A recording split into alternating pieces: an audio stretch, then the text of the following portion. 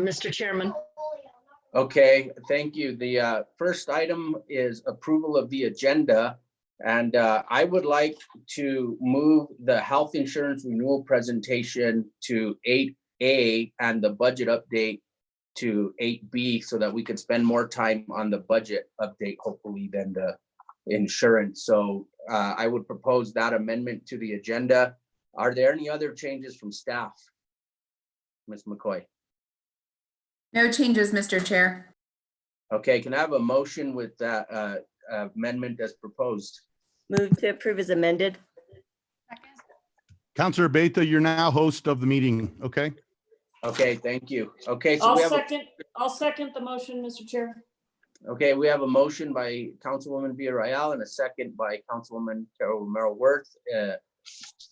All those in favor say aye, or do we need to do a roll call? Yes, sir. We have to do a roll call vote Okay. on we can take the roll. everything. I'm sorry. Councilor Romana Beta, Yes. Councilor Signe Lindell, Yes. Councilor Carol Romero Worth, Yes. Councilor Renee Villarreal, Yes. Councilor Jamie Cassette Sanchez. Yes. Motion passes. Okay, our next item then is approval of the consent agenda. Are there any items that we're going to pull from consent to be discussed? Is there a motion to approve the consent agenda? Move to approve. Second. Okay, we have a motion by Councilwoman Lindell and a second by Councilwoman Villarreal. Can I have a roll call, please? Yes, sir. Councilor Romana Beta, Yes. Councilor Signe Lindell. Yeah. Councilor Romero Worth, Carol Romero Worth, Yes. Councilor Renee Villarreal, Yes. Councilor Jamie Cassette Sanchez. Yes. Motion passes. Okay, that moves us to approval of the minutes, the regular Finance Committee minutes of March 30th, 2020. Are there any changes from staff? No changes from staff, Mr. Chair. Okay, are there any changes from the committee? Is there a motion? Move to approve. Second. Okay, we have a motion and a second. Can I have a roll call, please? Chair Romana Beta, Yes. Councilor Signe Lindell, Yes. Councilor Carol Romero Worth, Yes. Councilor Renee Villarreal, Yes. Councilor Jamie Cassette Sanchez. Yes. Motion passes. Okay, so then that will bring us to our presentation and recommendations. We will first have a presentation on the City of Santa Fe Health Insurance Renewal, Aon Consulting. Mr. Chairman, can I get a spelling of Aon, please? Capital A, then small letter O and small letter N, AON. Okay, and may I ask for the presentation to be emailed to me, please? Yes, we will do that. Thank you. Okay, I believe Ms. Montano, will you be making the presentation? Yes, I'll take the lead, and then I've got Todd Burley. Elizabeth, his last name spelling is B-U-R-L-E-Y. Thank Again, you. that was Todd. He is our senior financial manager in our office, and he will probably help to address a few of the slides. So everyone who has the presentation, I'm going to begin on slide 3. This is just an overview of the summary. The ask is to renew your contract with Cigna. As a reminder, you are a self-funded program, and as such, your medical renewal has 3 pieces. You have your administrative costs that you pay Cigna to administer your plan, provide customer service, pay your claims, and then you have the stop loss piece. This is the insurance to protect the city against any large claims or an excess amount of claims.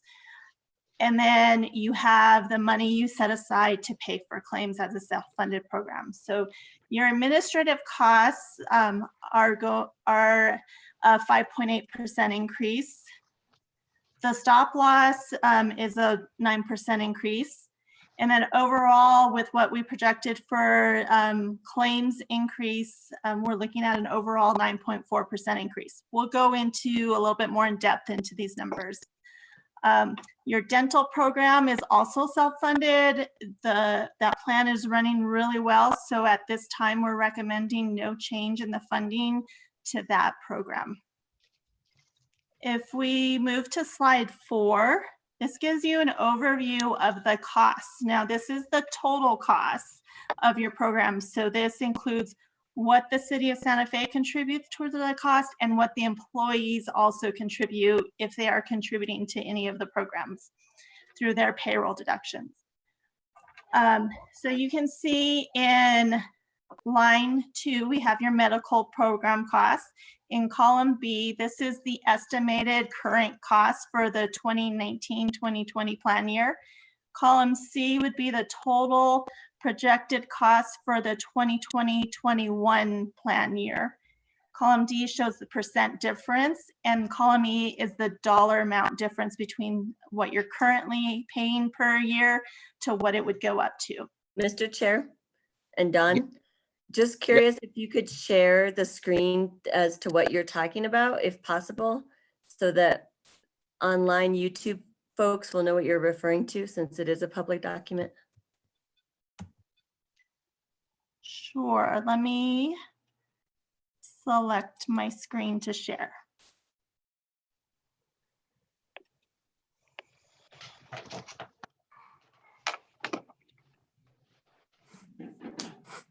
Don, can I ask 2 questions, Mr. Chair?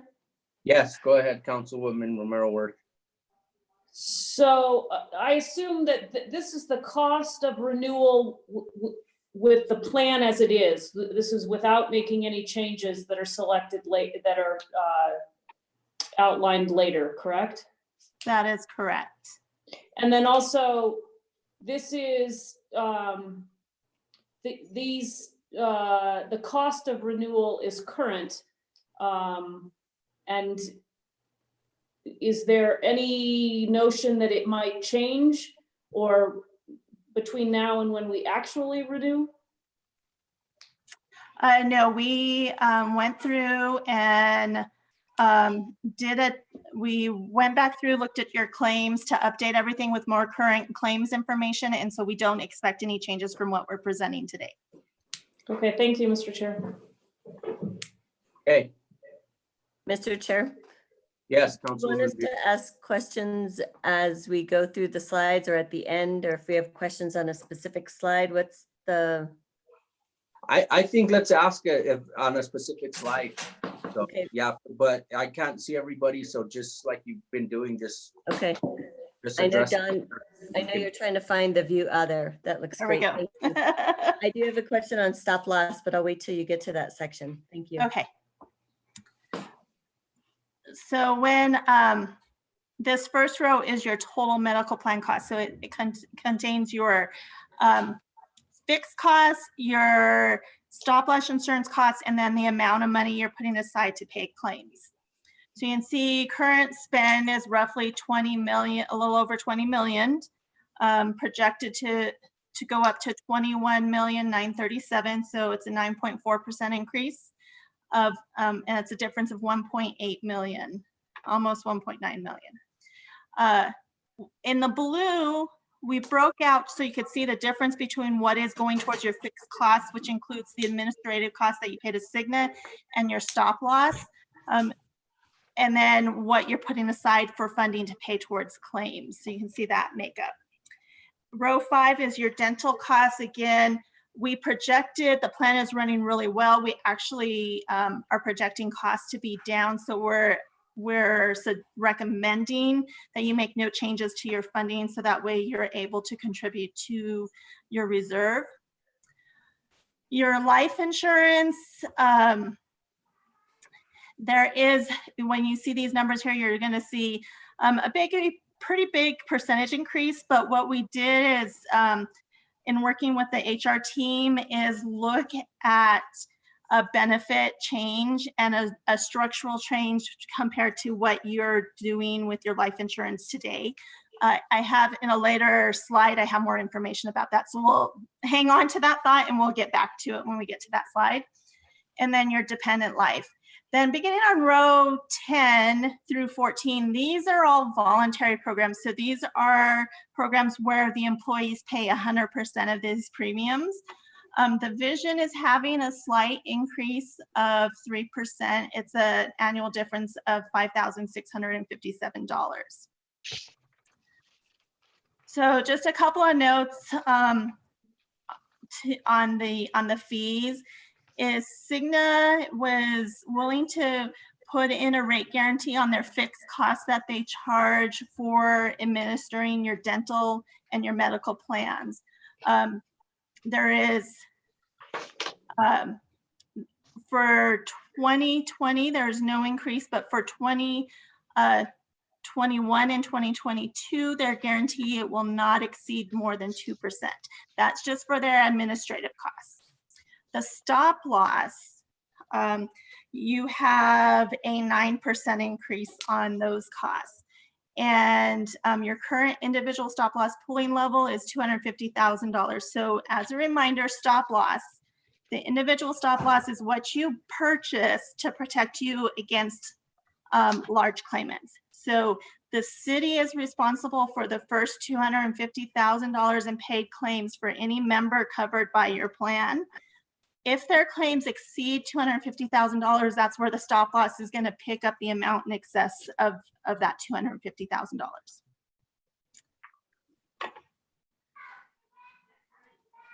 You answered my question. Thank you.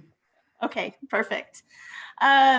This slide, not going to spend a lot of time unless there's questions, but just wanted to, on slide 5, give you an overview of your renewal history. Back to 2012, you can see year over year how the renewal has gone for each of your programs. The bottom row is a composite and average over the information shown. And then I think what's important to look at these numbers is against the trends nationally to see how you've done. So you can see some years you've been a little bit higher than trend, but there's been a lot of years when you've been below trend. And the trends are based on Aon's book of business and our national trend survey. Now, one of the questions, since we get asked a lot by the council, is when we look at these medical and dental costs, because they are the most significant pieces of the benefits, is how much is the city actually contributing towards those costs. So if you'll remember a couple slides back on the medical, I had showed you that the costs were currently a little over 20 million and going up to 21 million. When we calculate what the city is contributing into it and take out what the employees' piece is, you can see currently the city is contributing about 15,398,000.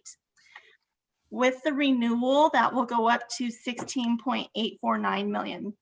So the increase at 9% equates to 1.451 million. And the dental, since there's no increase, there's not an increase to your share, but the city's share of the dental program is $635,804 a year. So when we add those two together, that's where we get the 16 million, currently going up to 17.485 million. Any questions on this?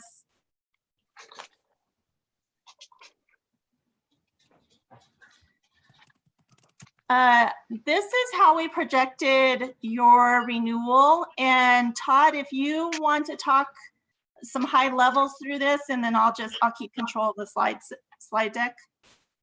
Okay, that sounds good, Mr. Chair, councilors. I'll walk through this quickly. I think everybody has seen this before, but if not, correct me.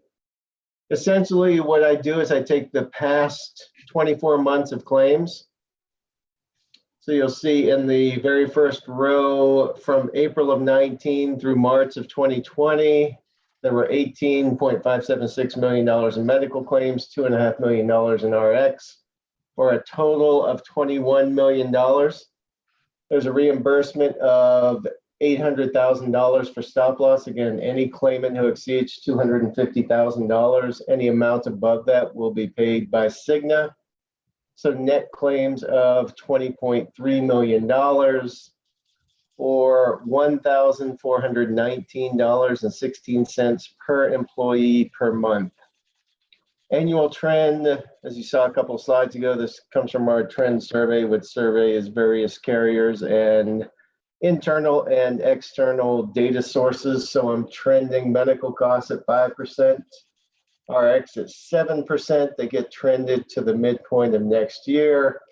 Long story short, right before that red bar in the middle, projected claims based on this time period are 21.621 million. I performed the same exercise for the prior period. Make some adjustments in the very bottom right-hand corner. I'm estimating claims for next year to be just under $20 million. This is just the claim piece. This does not include the fixed cost, the administration, or the stop loss.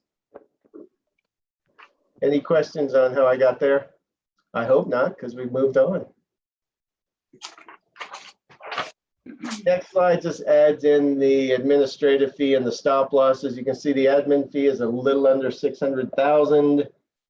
Individual stop loss is 1.3 million. Aggregate stop loss, which we haven't talked about, but that protects the city if claims are essentially more than 25% higher than expected. Cigna would pay anything above that amount. So I estimated claims to about $20 million if they, for some reason, exceeded roughly $25 million. Cigna would pick up any amount in total over that $25 million amount. Very rarely happens, and even with COVID-19, doubt it will happen next year. So total costs are $21,937,000. And if you go down to the bottom section, all I do is take that 21.9 million and distribute it amongst the various plans and the union and non-union rates that you currently have in place. Bottom right-hand corner, that's the 9.4% increase that we've talked about previously. Mr. Chair, Yes, Councilwoman Bell. I just wanted to, can you remind me why the premium plan for union is higher than premium plan for non-union again? Mr. Chair, Councilor Villarreal, they have richer benefits than the non-union. A few years ago, when it was decided to reduce benefits on the premium plan, the unions did not agree to that, so they are still on a richer plan. Okay, thank you.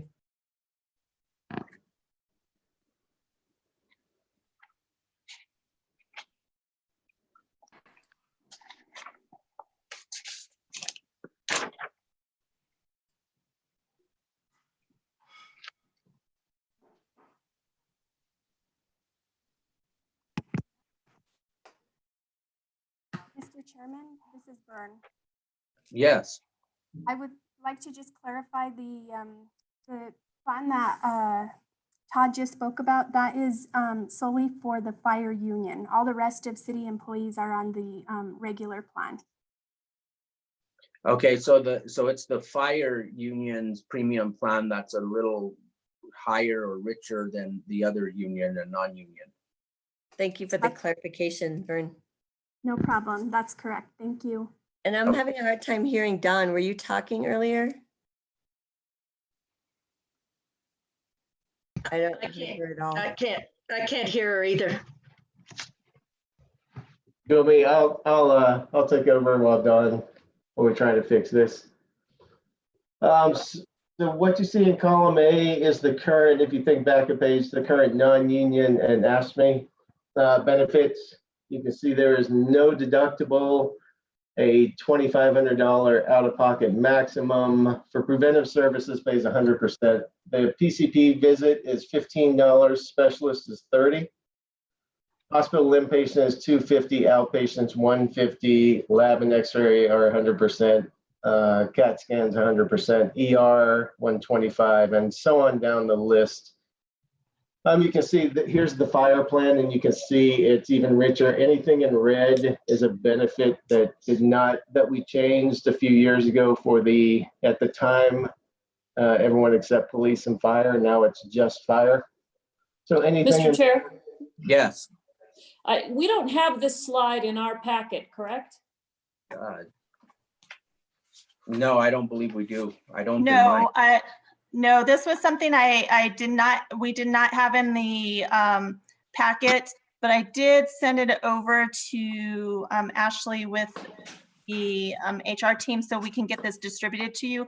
We just had it ready just in case there were specifics around the plan design for you. Yeah, we should probably have a copy. Yes. Thank you, Mr. Chair. We'll make sure that everyone gets it now.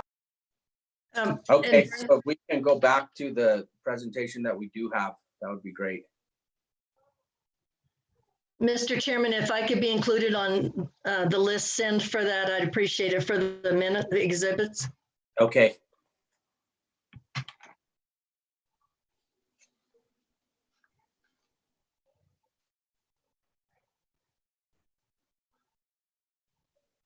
Okay, can everyone hear me? Yes. Okay. It muted me and I didn't realize it had. So slide 9 is showing you what the contributions will be. So this, what we call reference as the non-union plan. So this is really all the employees except for fire. This red side is what the current rates are set at. And then the blue table is what they would be effective 2019. Again, this is current plan designs, not accounting for any changes. So you can see this is your premium plan here. You have 997 employees enrolled. The premium plan is showing rows 1 through 7. The budget rate is the per month premium equivalent.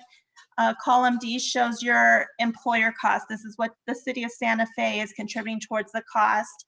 Column E is how much the employee is paying per month. And column F is what the employee is paying per pay period. And when you shift to the right in the blue box, it's the same setup. The only difference is we have column M, which is showing the per pay period change. So you can see when we look at the employee only tier, they're paying $87.03 per pay period today. July 1st, this would go up to $95.22. So that's an increase of $8.19. And then that just follows down by each plan. The core plan, you have beginning on row 8 through 14, there's 55 employees enrolled in that. And then your HRA plan, beginning on row 15 through 21, has 16 employees on that. Then row 22, what it does is it adds the total rows from each of your plan to give you your total costs. Any questions on this page? Then when we move to slide 10, this is the fire plan and same format. So you can see because their contributions, their costs are a little bit higher. You can see their per pay period changes are a little bit higher. Again, this does not take into account any plan design changes. Now, slide 11, this is where the first slide where we wanted to talk about presenting some plan design changes. So Berna and her team had come to us and, we talked about plan designs many times in the past. And then she came to us most recently with just some of the budget concerns and asked us to present some options for you all to consider. This option, what it would be doing is adding a deductible to your premium plan. And it would be an individual deductible of $300 and a family deductible of $600. And then co-insurance at 10%. And what this means is that anytime somebody accesses care, whether they have an overnight stay in the hospital, an outpatient hospital service, which could include like a day surgery, your advanced radiology. So those are your MRIs, CAT scans, PET scans, and then your non-preventive labs and radiologies. So how this would work is,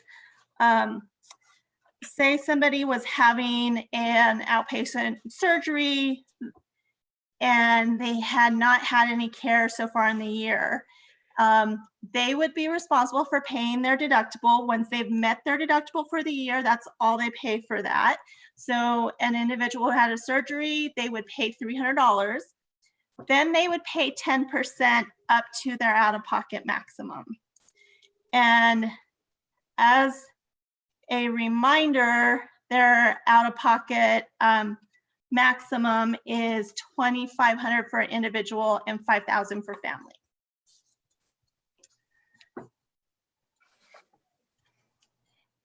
Now, with this, Excuse me, Don, and this option, what's the 900,000 and the 4.6?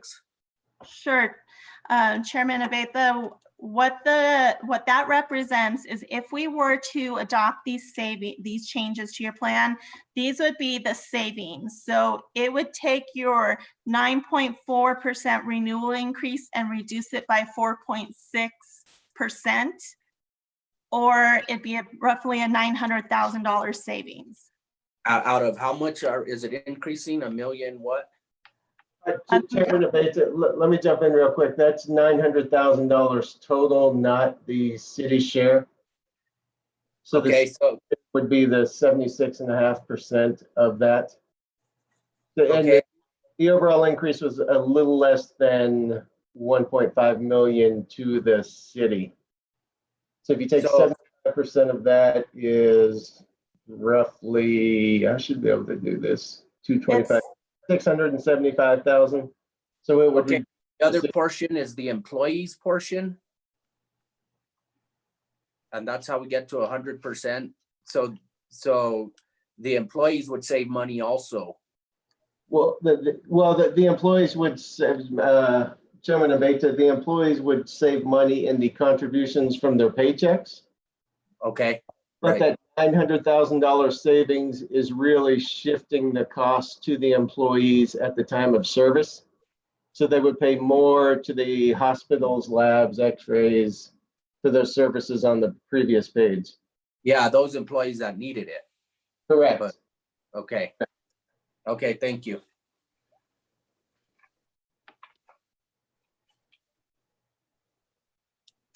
Any other questions regarding this option? One quick question, Councilor Lindell here.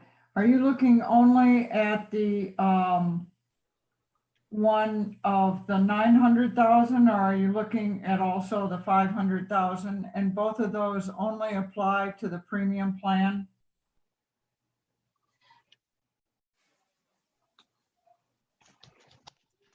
So Councilor Lindell, and so this is just looking at if we made this change, this one change to the premium plan.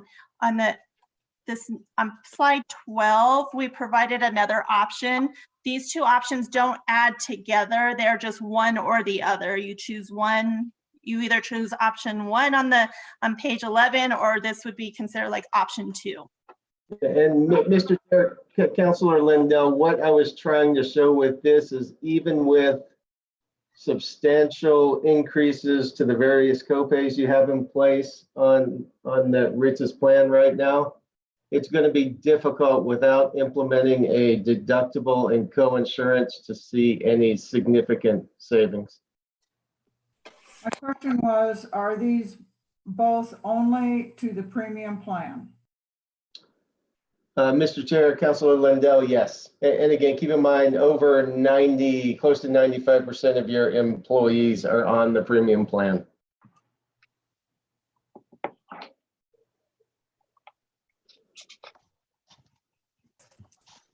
Mr. Chair, Yes, Councilwoman Villarreal. Ms. Montano, just curious, you said that you can have either one or the other possible consideration changes, but not both. Can you say more about that? Did you, Chairman Abate, Councilor Villarreal, if you look at the previous slide, the deductible and co-insurance applies to inpatient, outpatient, radiology, and lab. If you go to the next slide, you'll see what I've shown is increasing the inpatient hospital copay, for example, from $250 to $1,000. You can't have both a deductible and a copay on a service. So really what I was trying to show with this slide is even increasing the inpatient hospital to $1,000, the outpatient hospital from $150 to $250. It's the city's plan at this point is at a point where in order to see a substantial amount of savings, we're going to have to replace some of these copays with a deductible and co-insurance. Thank you for that. I guess when I see these slides, it looks like you're doing both options, possibilities. And if someone were to see this, it might confuse them. So maybe there's a way to distinguish like option 1 and option 2 considerations.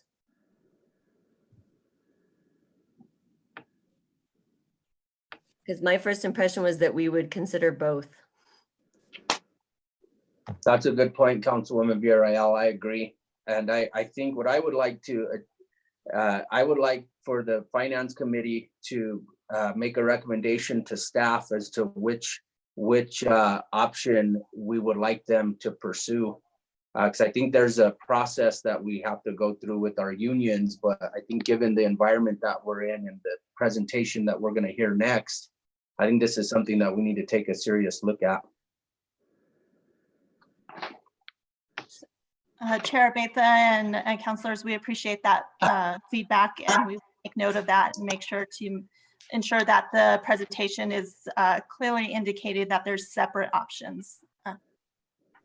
Okay, great. And then the rest of the presentation, I see there's dental, which is the same. I don't know if there's a need to go over that slide. No.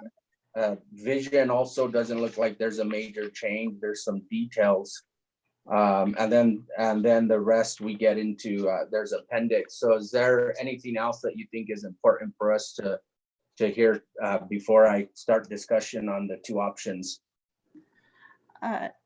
Chairman Mbetha and councilors, the one I would like to point out is the basic life and disability policy, because what is being proposed here is a benefit change.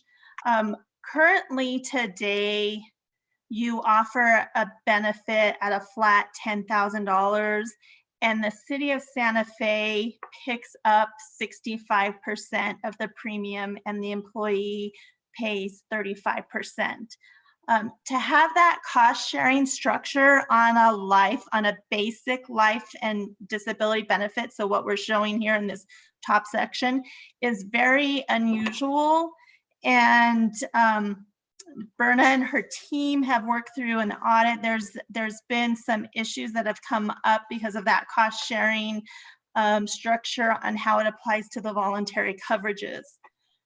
One of the things that they've asked us to avoid these issues from a taxability standpoint with the IRS is to look at restructuring the benefit so that way the city does not have any taxable liability from this. And so what we did is looked at increasing the benefit on the basic life benefit, and the city would pay 100% of that cost going forward.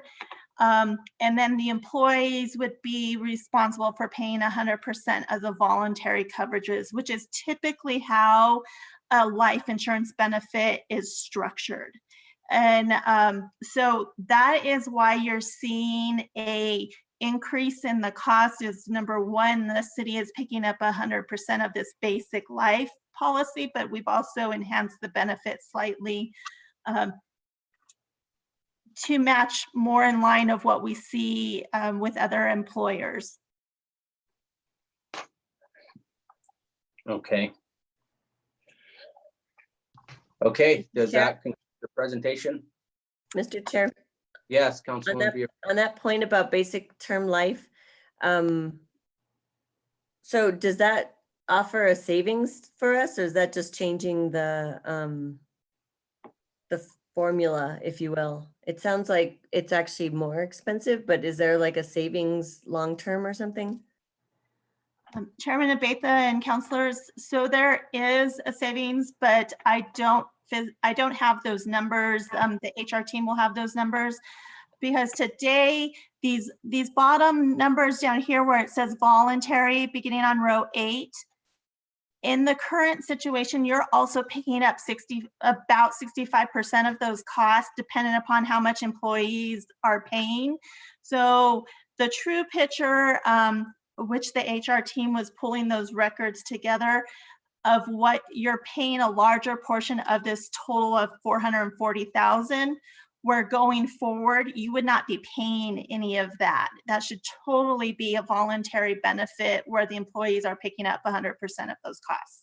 And that's not what is happening today. So while it does look like you're seeing an increase to the city's share, in all actuality, when you stop contributing to towards the voluntary coverages, your share will actually probably go down quite a bit. Okay, Councilwoman Lindell, did you have a question? I see your hand is up. Thank you, Chair.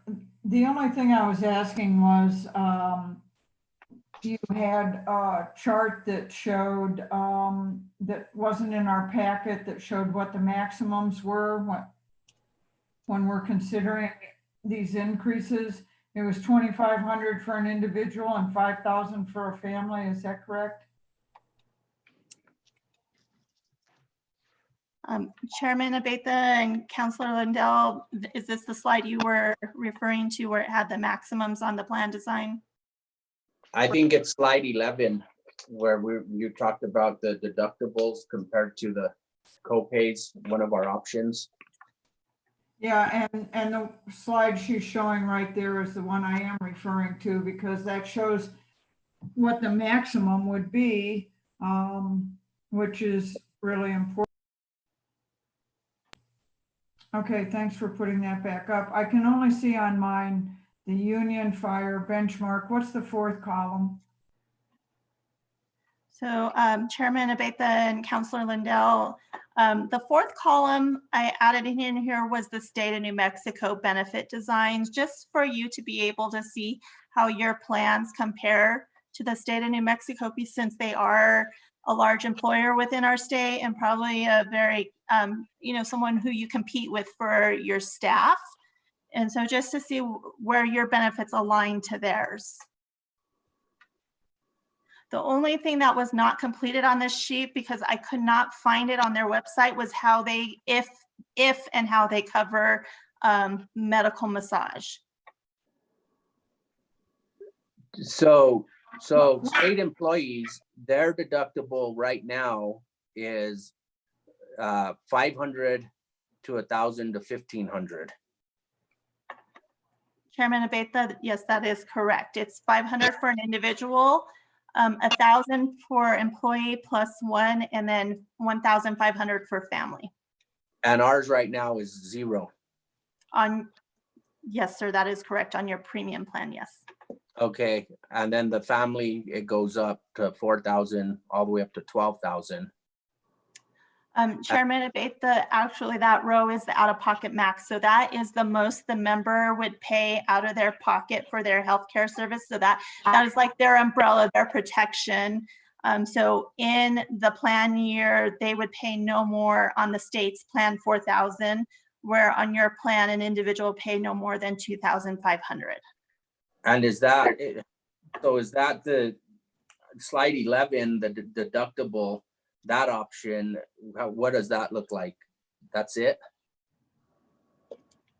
Chairman Abetha, so I did not spread it on here, but what it would change is where you see none right here in column A on this deductible row, that would then be 300 and 600.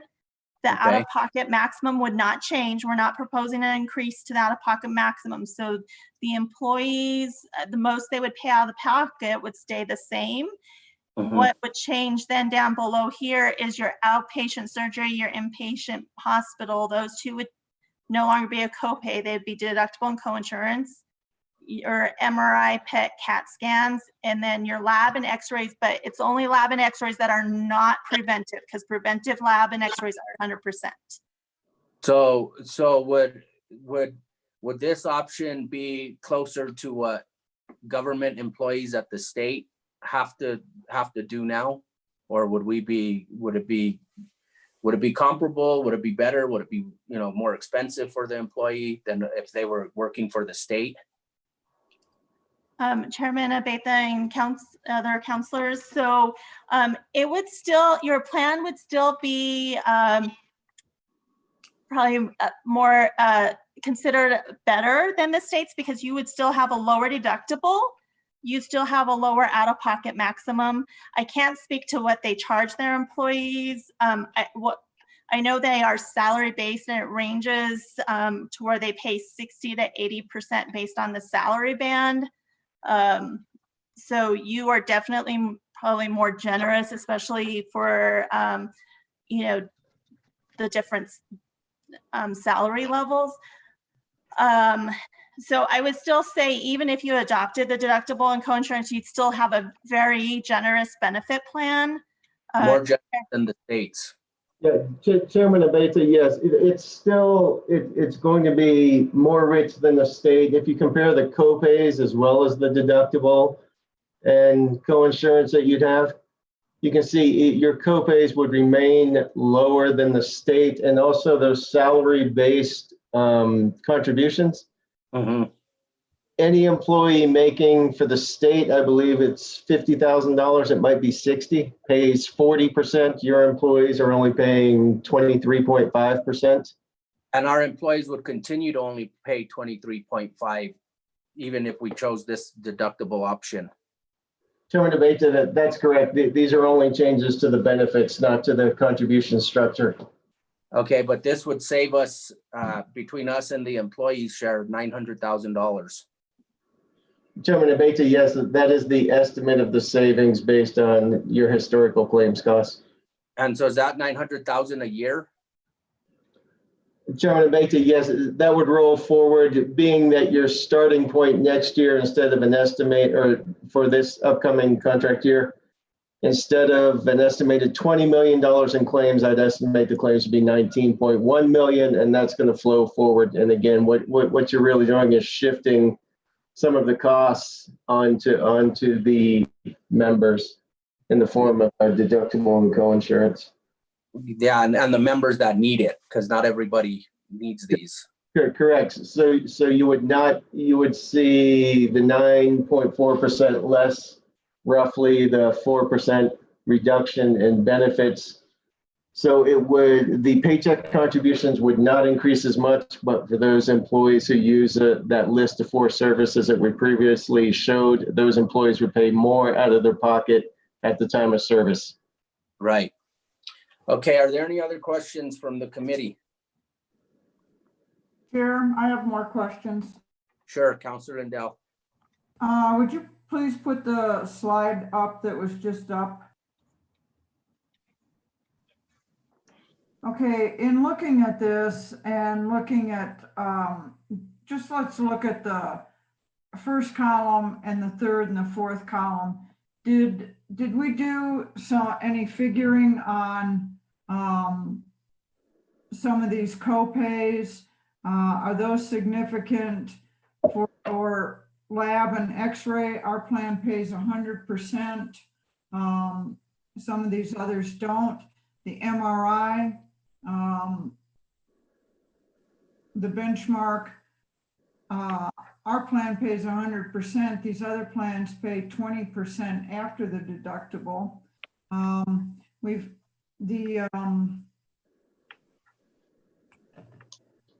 Certainly the physical therapy, our plan pays 100%, and both of these other plans have a $40 copay. Did we do any analysis on that and see what kind of money that came up to? Additionally, we have the massage that's all. Do we know how much we pay in that a year? Chairman Abeta, Councilor Lindell, a lot of those changes were captured in that increased copay sheet, the second half of the second option of the benefit changes. So this captures a lot of those. I did not look at increasing right now for medical massage. The member should pay the $30 specialist copay. However, we feel that some members are getting it under getting medical massages under the physical therapy benefit, which you saw has no copay and is covered at 100% up to 60 visits. We've requested some reports from Cigna to try to determine how much of an impact changing that physical therapy copay would be. But keep in mind, if we implement a copay for physical therapy in addition to the medical massage, people getting a benefit under physical therapy, you're also having the members who truly need to receive physical therapy pay a copay as opposed to having that covered at 100% right now. Do we not require, sorry, jumping in on that topic, do we not require a physician referral for PT? Can people just decide that they need PT and not be going through their primary care? Chancellor Abate, Councilor Sanchez, yes, there is a medical necessity requirement. However, that's difficult to enforce. Councilor Lindell, did you have the floor? Was there anything else? Well, I don't feel like my question was answered very completely. Just saying that this table takes in most of that. I was really asking specifics if we had gone through and done some numbers on those. So I guess the answer is no.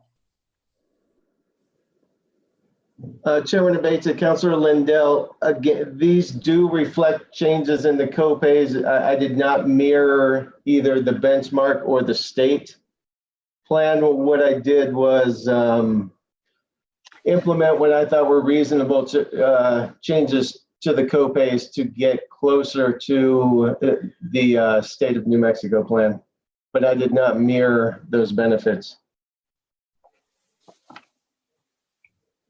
Well, you know, on some level, it's hard for me to know what I'm asking people to pay for or to not have paid for when I don't know how much how big the numbers are that we're talking about. I have no idea.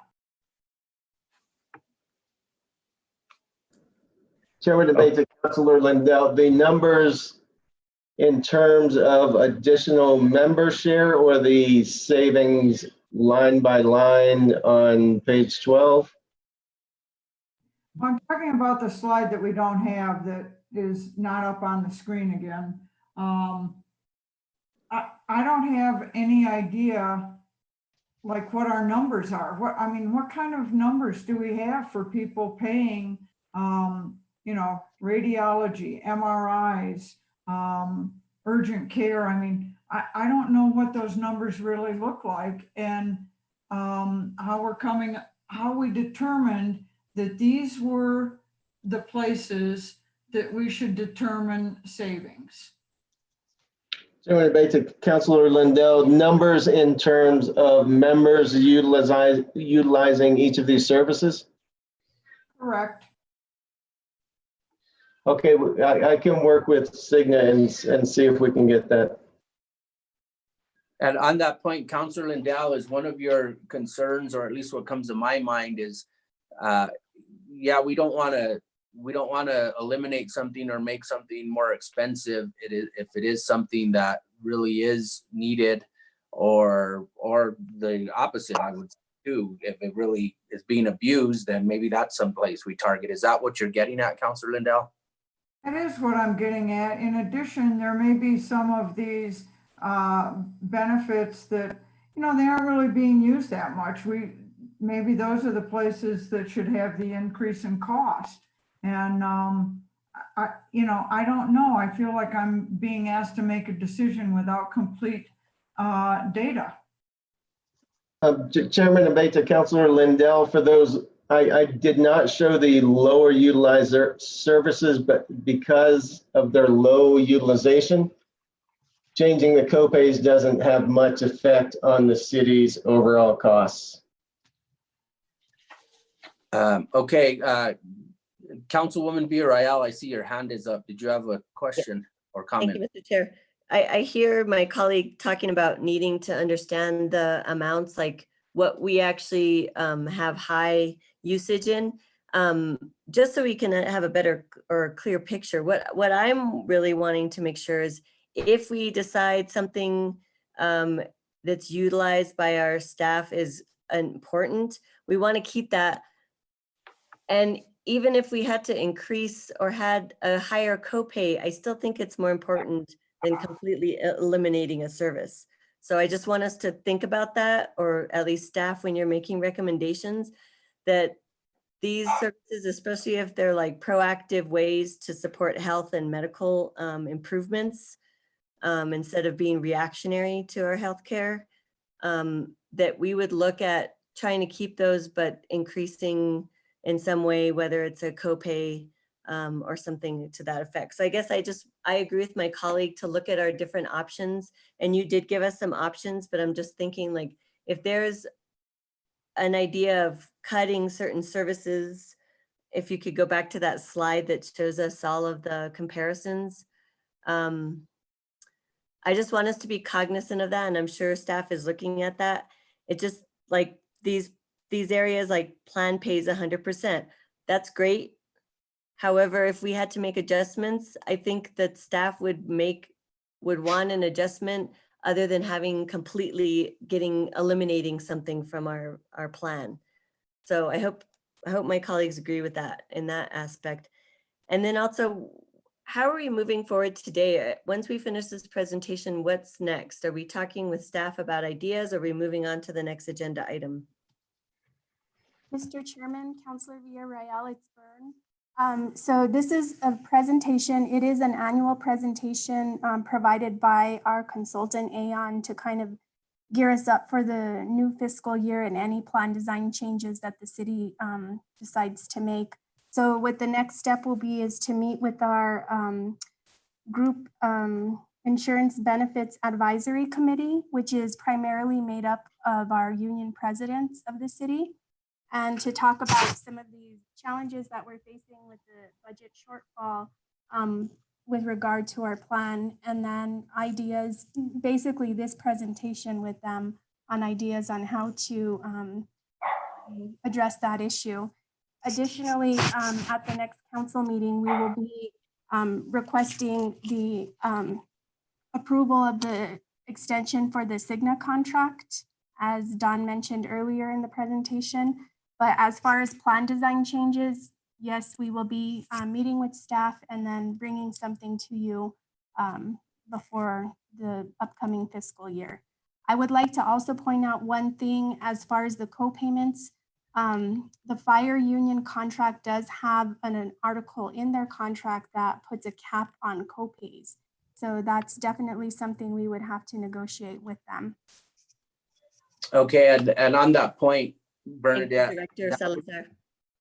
Okay, on that point, Bernadette, I mean, that could, not just with fire, but with all of our unions, if we're talking a $900,000 savings in insurance costs, that could have an impact on the amount that we furlough or even lay off employees if it comes to that, right? I mean, will that be something that you bring up in negotiations with them? Because I mean, it's a real savings I'm hearing, right? It's a savings to what we're currently looking at, but it's still, even if we did one of the options, there's still going to be an increase to premiums, but the increase would be less. Right. Okay, Councilwoman Cassett Sanchez. Thank you so much, Mr. Chair. Couple questions. So looking at, for increasing out-of-pocket maxes and deductibles, I know that there are some regulations around offering these options, but I'm curious if offering a health insurance account or a health savings account might be something that we can look at so that individuals, employees might be able to take some pre-tax dollars and put them into a savings account if they know that they have an elective surgery coming up this year or something along those lines. Can somebody provide us with a little bit more information if this would be an option given our current plan structure? I know that it is an option with one of our plans, but not currently with our premium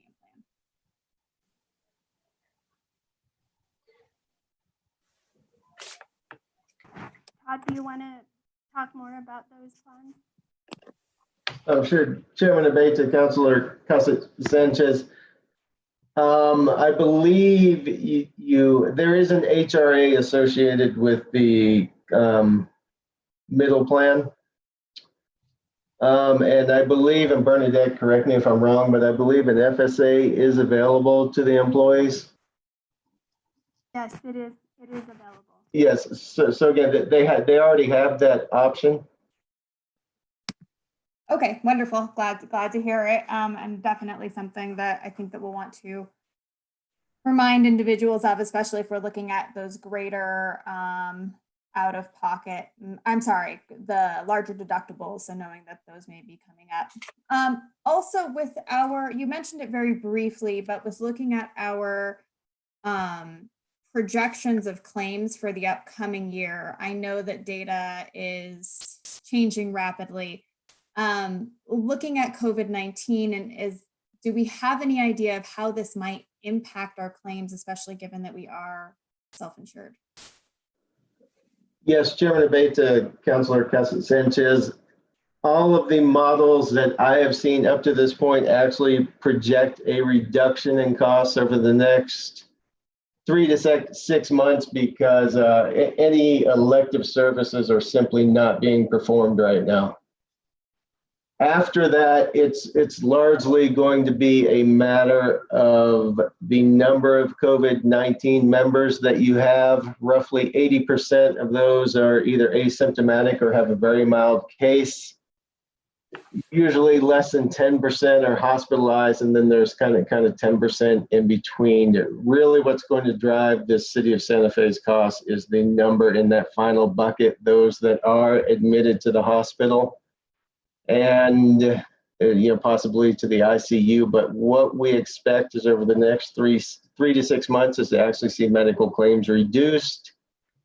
Estimates range anywhere from 10% to a 35% reduction in costs. And then really the unknown at this point is of that pent up demand, how much will resurface in the fall. And that number is very much in flux.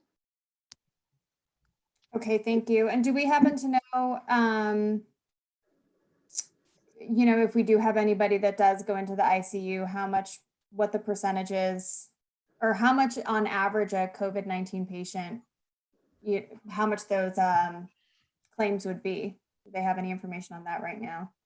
Chairman Abate, Councilor Casa Sanchez, actually not. I mean, it's not. The estimates I've seen range from 40 to 100,000.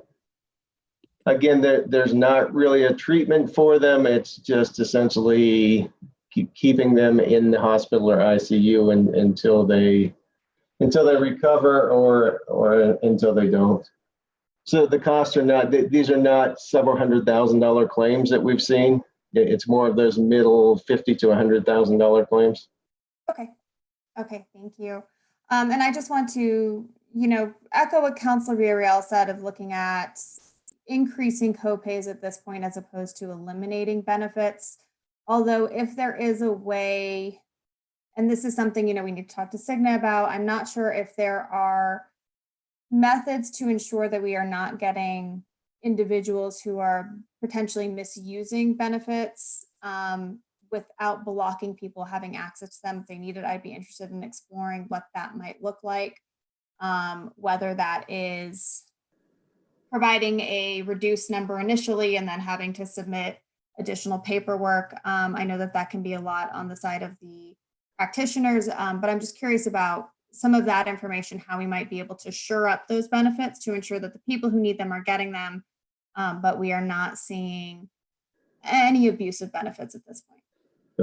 Chairman Abeta, Councilor Casa Sanchez, we have requested a report from Cigna by provider that will detail both medical massage and physical therapies so that we can try to place appropriate barriers in place to abusing that benefit. Okay, Councilwoman Romero Worth, you get the last word before we move on. Thank you, Mr. Chair. I think we need to give some direction about, we're going to need plan changes given our fiscal situation and plan design changes. And, you know, I think this plan has been described in past presentations in past years as being a Cadillac plan. And I think we can no longer afford a Cadillac plan. And so, you know, we need to have, you know, we want to be competitive in the market for employees, and we certainly want to take care of our employees, but the level at which we've been doing that, I think we can no longer afford as a city, and we're going to have some changes. And I don't know, Mr. Chair, how you want to provide that direction, but I think we need it. Okay, I think we need to direct the staff, Ms. Salazar, if you can pursue the changes under the deductible, the 900,000, and then provide us with information so we can see the impact specifically with specific benefits like the massages or physical therapy, radiology, things that Councilor Lindell had talked about. And I would ask that you start to talk to the unions about the changes or whatever the contracts require, because I agree with Councilwoman Romero Worth. I think this is something we're going to have to do sooner rather than later. And I think if it's a choice between furlough hours or massages, I think even the unions would see that, you know, maybe we get rid of some of these massages and pay a little higher copay than and give up the massages. Because I think that's what, for some reason, that we always seem to get stuck on massages with this plan. But unless there's other members of the finance committee that feel strongly against this, speak now. But I think this is something we need to get to work on.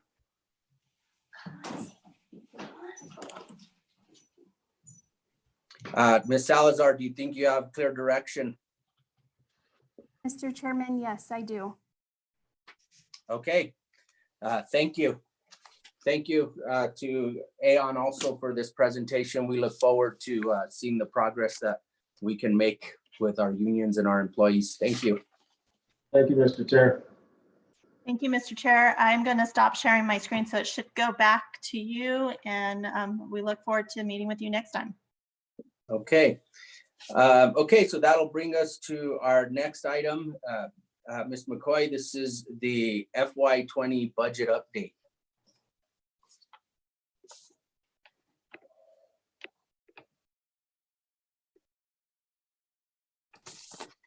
Can you all see the PowerPoint presentation on the screen? Yes, I can. Okay, and you all received a copy of this earlier today as well. So Okay, and then once again, McCoy, before you start, I'm gonna ask the committee members I think we just ask you questions as we go from slide to slide. Okay? All right. Sounds good. There's two parts to the presentation this evening, the FY20 budget update. The first is the state of our city finances from the operating budget perspective. We also have John Romero with us this evening to discuss what the committee requested around an update for our capital outlay projects, for all of our capital projects as well. So two portions to tonight's presentation, the first being the operating, the second being our capital outlay.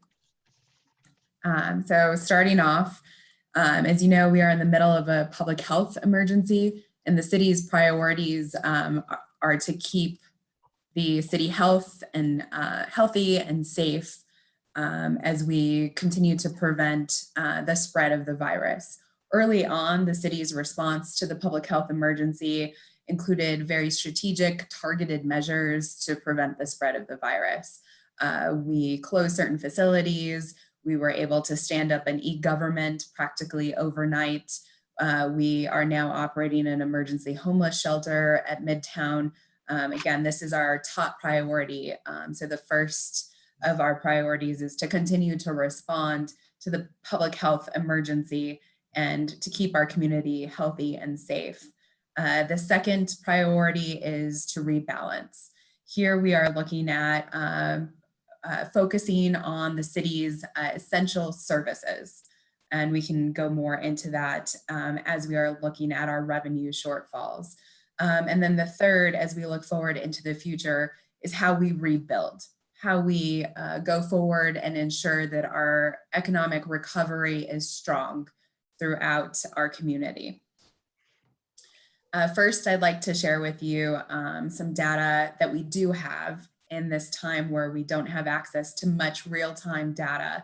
We're going to review with you some data on unemployment claims, some data on our transportation and our hotel industry. So first off, these are our initial unemployment claims in Santa Fe County. They started off low in the early part of March, and then as soon as we went into the period of the stay-at-home order, those and closure of non-essential businesses, those initial unemployment claims skyrocketed. So here we have week by week, both a comparison for the Santa Fe County as well as the state. And as you can see, the percentages have increased and then started to level off. The statewide weekly high during the last recession was just over 3,000 initial claims a week for the entire state, that is. So we can see how unprecedented the current crisis is that we are in and how severely this is impacting our community.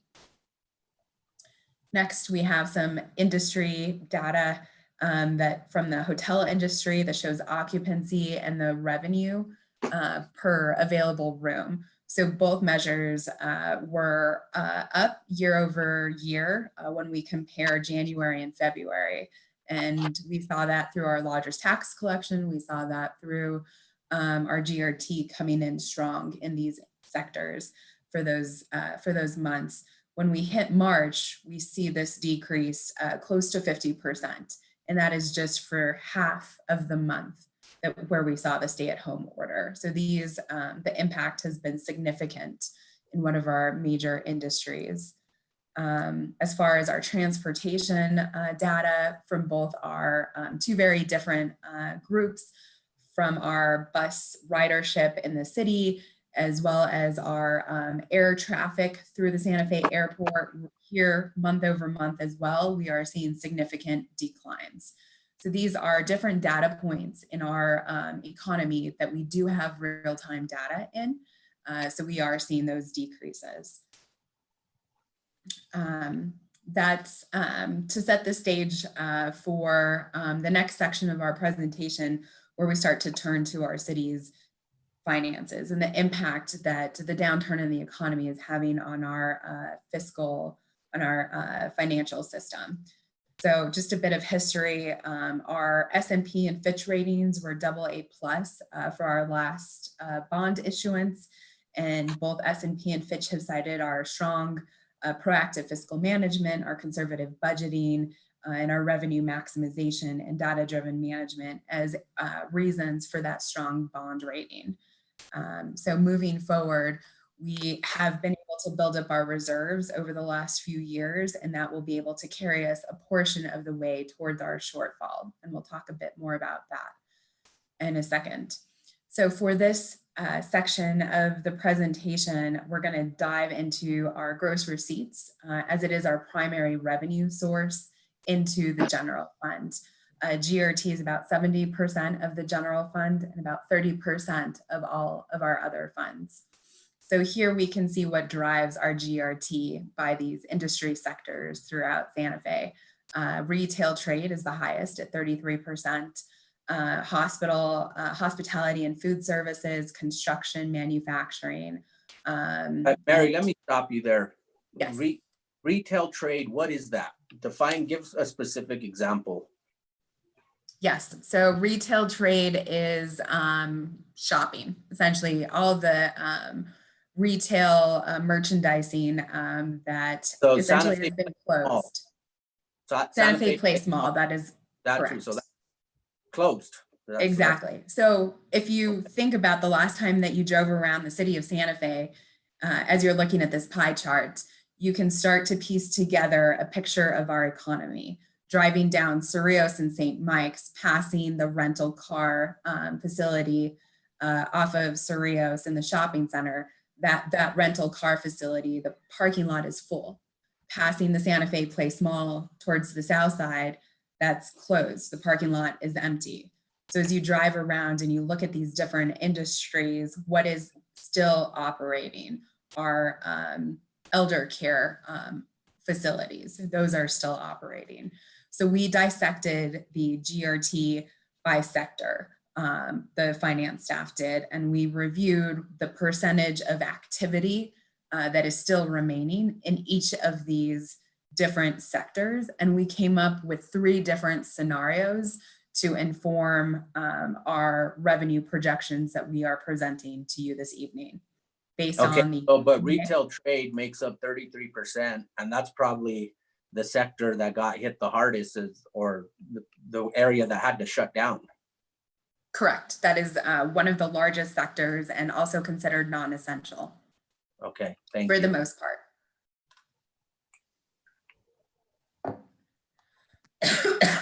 Sorry, Mary, are grocery stores part of food service or would they be retail trade? I believe they are part of food services. Okay, but we don't get tax on, we don't get tax on groceries, right?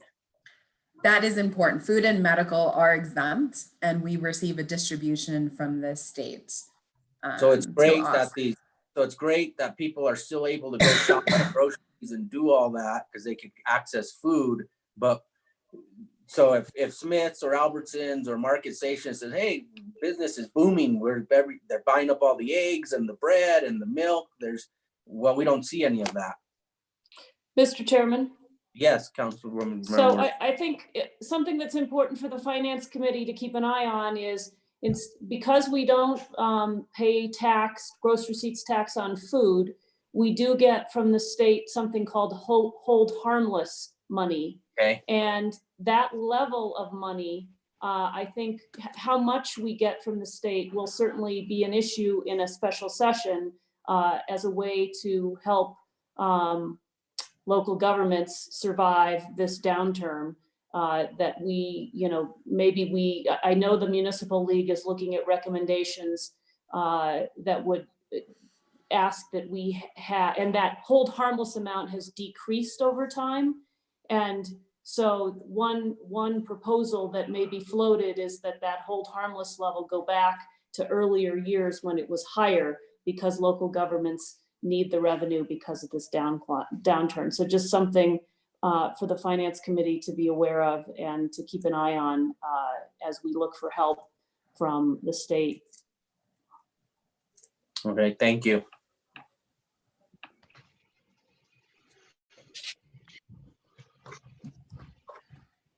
So understanding the sector breakdown on slide 8, the finance staff has built 3 different scenarios for GRT and for other revenue sources to give us a range of what the GRT shortfall might be. And what we are presenting here shows GRT could precipitously decline within the 4-month period starting from March, April, May, and June, the last 4 months of our fiscal year, anywhere from 15 million to 21 million. This is a significant decline, as you can see from the table at the bottom of slide 9. Generally, over the last 5 fiscal years, upwards of 30% to 37% of our revenue has been generated in these 4 months. So as we start to head towards the summer season, as we start to head into the summer tourism season, our revenue starts to increase. Our revenue from GRT starts to increase over this period of time. So scenario 1, 2, and 3 shows that that will contract over this very important period in our GRT collection. Could it contract even more? Yes, that's an option. So I guess one of the principles to understand are these are estimates, and these are our best guesstimates based on the data that is available to us at this point. That's why we started out with the economic analysis, the data points that our staff has put together for us from the airport, transit system, hotel industry, and the unemployment numbers. Again, understanding that this is completely unprecedented and we really do not have the ability to understand what even the March GRT revenue is to the city until the middle of May. So there is a 2-month lag in the distributions from the state to the city. So the first time that we have any insight to the impact on our GRT revenues will be a month from now. And again, that is too late to start looking at these range of options. We can see from 15 to 21 is a big swing. It might be less, it might be more, but based on the economic activity that is currently ongoing, we know this is a reasonable range. We need to pick a number to be able to plan for, because we are so far into the fiscal year, we have to start to make the budget adjustments that are necessary to start to curtail spending. So we will not run a large deficit. Mr. Chairman? Yes. So, Mary, in these assumptions, you're assuming that we are operating under the current stay-at-home through the summer, or are you looking at different levels of operation in any of these scenarios, or are you taking basically kind of the current stay-at-home orders and which essential businesses by sector are operating to come up with these projections? We are working with the assumption that the current stay-at-home order stays in place through the end of June. Thank you, Mr. Chair. So moving on to slide 10, this is a history of about a 15-year period for our GRT revenue growth. This shows the revenue increases before the Great Recession and the $14 million decrease over the span of 2 to 3 years during the Great Recession. And then that it took us about 7 years to climb out of the recession and see GRT levels return to pre-recession GRT levels. So at this point, we've continued with steady growth. We were on pace to outperform our $112 million revenue estimate for GRTs. At this point, and as of February, we were up about $7 to $8 million in our GRT collections per month. So we had a very, very strong showing for the first part of the fiscal year. So that is the good news of this. The bad news is the middle of the road scenario, which we presented to you in the previous slide, shows GRT coming down to about 94.3 million. And again, just in terms of comparison, we lost about $14 million over the course of 2 to 3 years. And this time, wherever we do land up with our GRT, we will have lost that GRT in the course of 4 months.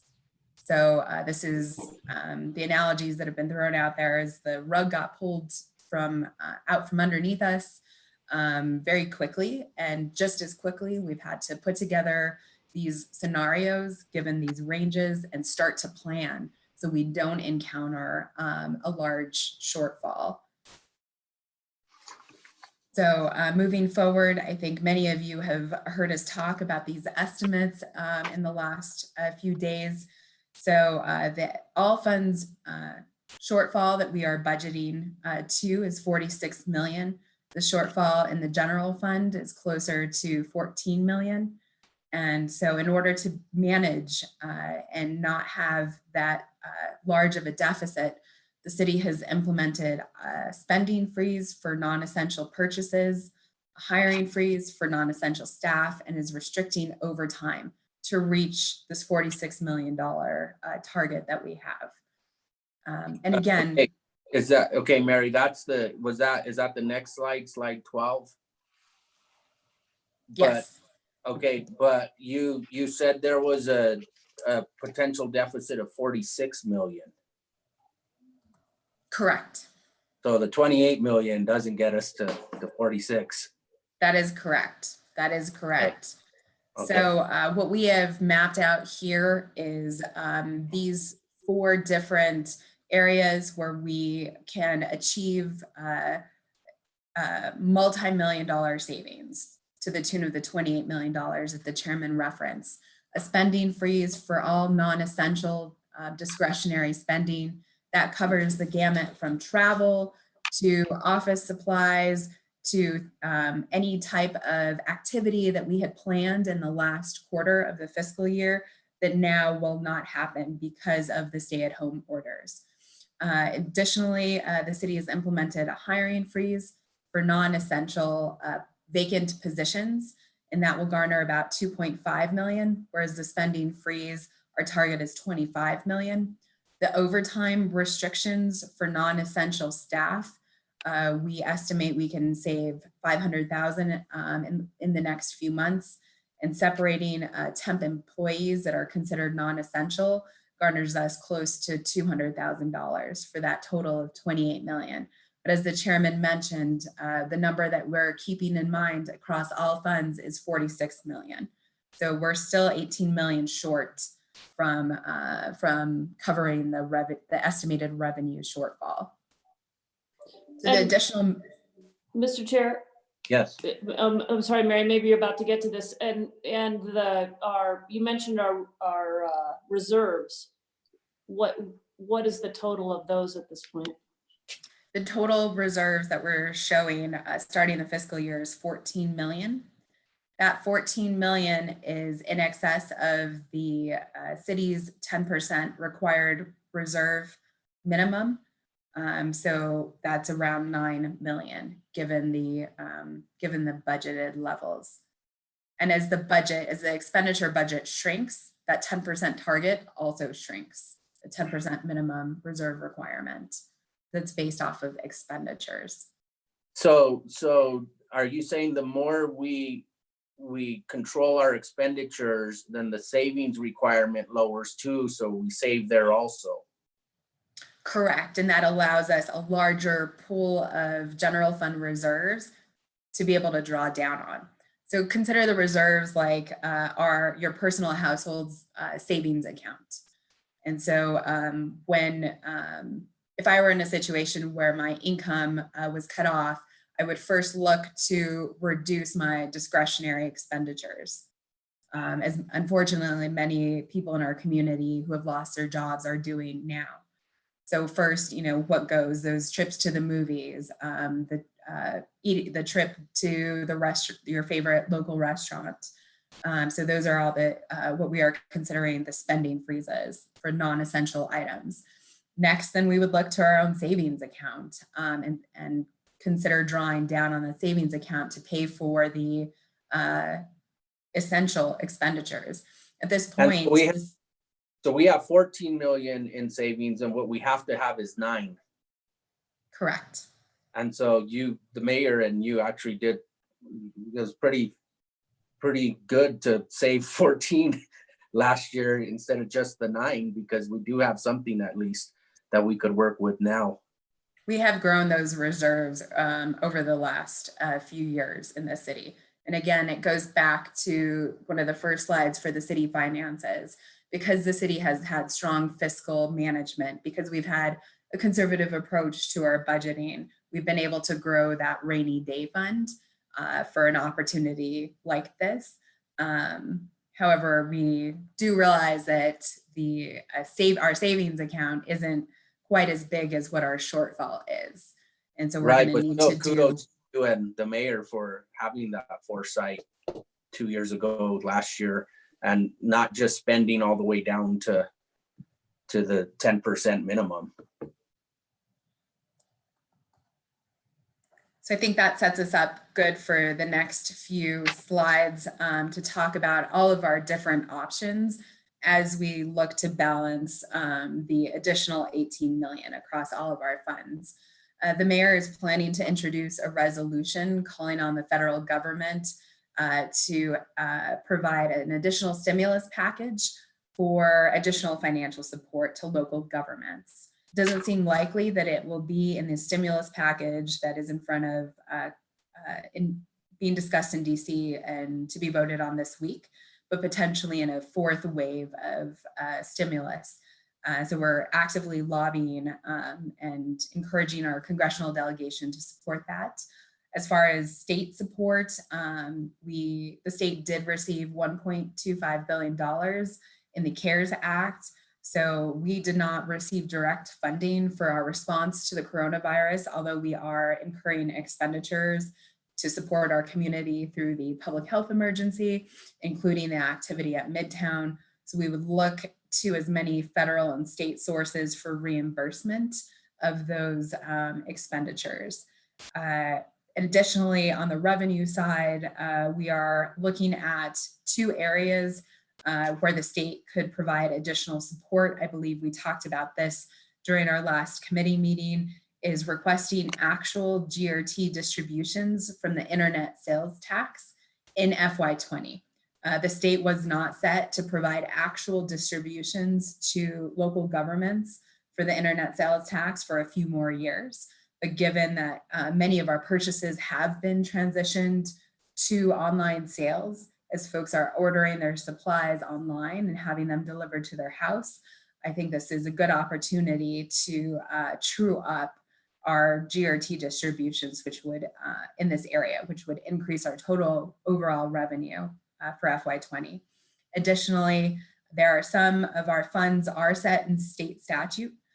So if we were able to effectively lobby for changes to state statute for these funds, we could allow the city to use the fund balances for general municipal purposes to be able to support that $18 million gap.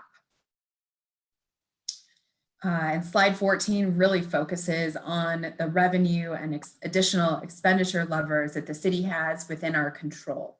Again, through this administration, we've been able to build up our rainy day fund, and the recommendation would be to use a portion of this rainy day fund to support the gap that we're facing.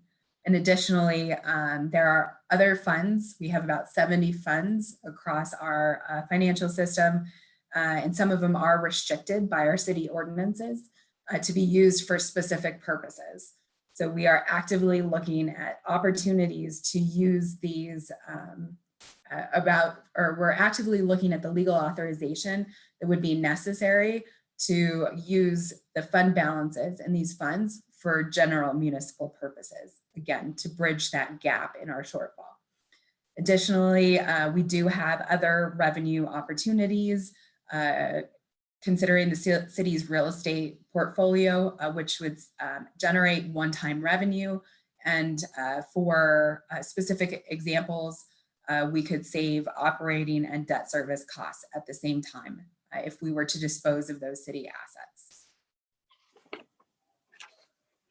And then finally, there are additional expenditure levers in addition to having the $25 million target for discretionary spending savings, as well as the 2.5 million in hiring freeze for vacant positions. That involves the plan design changes that you just reviewed with Aon, as well as other expenditure categories where we can start to review the essential city services that are legally required for a municipality to provide versus some of the discretionary programming that we have. In addition, Byrne and her team have been reviewing the city's HR policies and have brought to the table a few recommendations where the HR policies as they are currently written do have a fiscal impact. So those we are planning to bring changes to you over the course of the next few months to reduce the fiscal impact of some of the city's HR policies. So that brings us to our next steps. this is very serious. It is a precipitous decline that we were not expecting. If we just take a few steps back, a month ago, we were in full swing to finalize the FY21 budget with a series of investments across the city, from public safety to programming in all of our neighborhoods. Now, a month later, fast forward, and we're looking at monitoring actively on a weekly basis our FY21 revenues and making significant cutbacks. So in order to do this, we want to engage both the public and our employees in a series of surveys and work groups that are meant to elicit suggestions and recommendations on where the city should be spending our reduced revenue and how we can go about achieving these cost savings.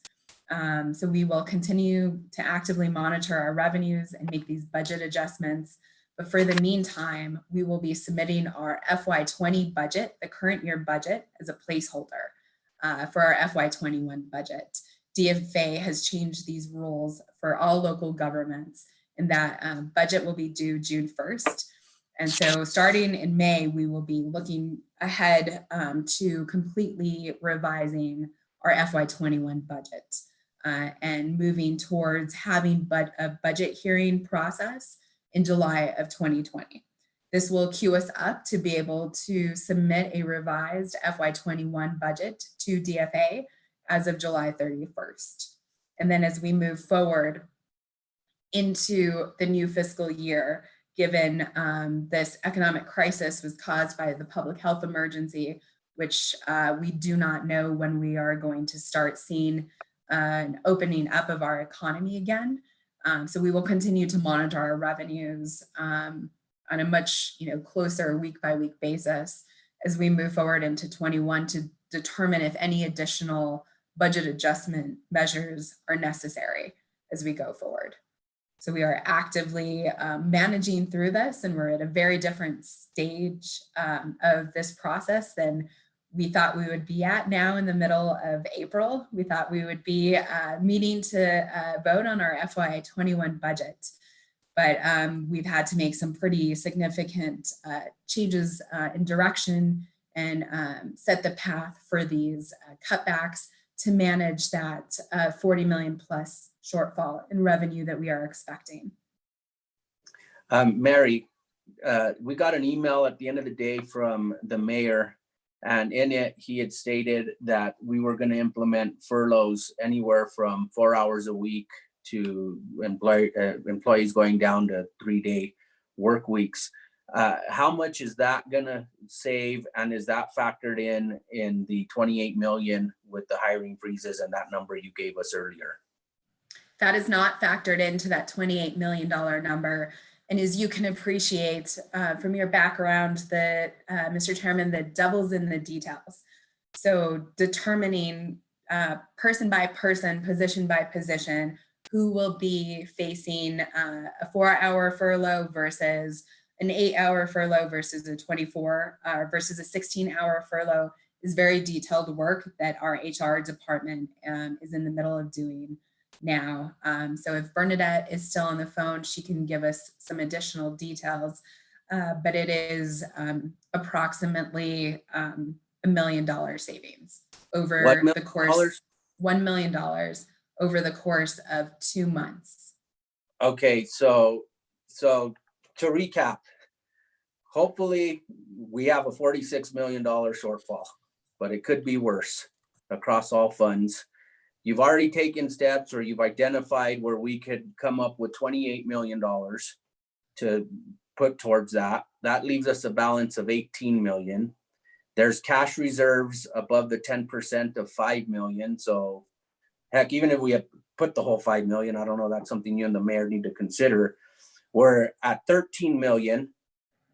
We take the furloughs, which is 1 million. We still have a $12 million shortfall potentially. Mr. Chairman, that is correct. Even with the furloughs that were just announced. Yes, and the $1 million is an approximate number. we can get back to you on the exact savings. Okay, and then as far as just going back to the 28 million, I assume that includes everything not personnel related, not salary and benefits related. So there's no more juice we could squeeze out of that lemon, right? Correct. That is pretty aggressive targets to be able to cut back across the city. And a very important point that we still have to make is that the city continues essential operations. We continue water, wastewater, trash pickup. Our police and our firefighters are our first responders that are on the front lines dealing with the coronavirus pandemic. So there are still very important operations that have to continue. That's why we have segmented into discretionary and non-discretionary spending at the moment. Okay, well, my initial thoughts is I don't think we went far enough with the furloughs, obviously, but that's something that you all need to think about. And unfortunately, because 70% of our expenses are people, and we've taken out from everywhere else, I think we're gonna have some tough decisions ahead. I mean, we're dealing with math here, not, with math, it is what it is. Some people really like math because you're either right or you're wrong, and other people don't because you're either right or you're wrong. It's not like English where I liked English because you can give your opinion, but we're dealing with numbers here. And this is Mr. Chairman? I'm done. Go ahead, Councilor Romero Word, you go first, and then we'll open it up to the committee. I also just want to emphasize the need to seek federal help, and particularly the CARES Act. We were a city that it was not big enough to qualify for a lot of that funding. And I think, Mary, I want to thank you and your staff for these numbers and for giving us just even some guess as to where we are, because I think they're going to be important for us to talk with the congressional delegation to help understand the seriousness of the situation. It helps. I mean, I think everybody realizes that this is a very serious situation, for businesses, for households, for government, for nonprofits, for all sectors. And so it's very helpful, though, to the chairman's point, to have the real numbers, our real best estimates of the deep financial situation that we're in. And we have got to lean on the federal government that we need more help. And I just want to emphasize that, because I'm not sure that we can get out of this without help from outside of the city. Okay, I want to hear from other members of the Finance Committee.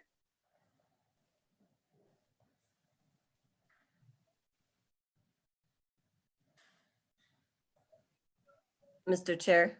Yes, Councilwoman I was Villarreal. trying to raise my hand, but I didn't get to it. Sorry. No problem. Thank you, staff, for putting the numbers together for us. It's pretty sobering to see where we're at and what kind of difficult conversations and decisions that we'll have to have. I guess I had a few questions about some of the data that you provided us, or just elaborating based on the savings that you gave us about the freeze. Can you say a little bit more about, just so we know number-wise, we essentially looked at temps and how many temps are we talking about of positions that I don't want to say eliminated, but I feel like that we are transitioning out of because we have to cut temp. So how many are we talking about? I want to ask Byrne if she's on the phone to chime in. She has the details. I have multiple screens going on here, so give me just a second.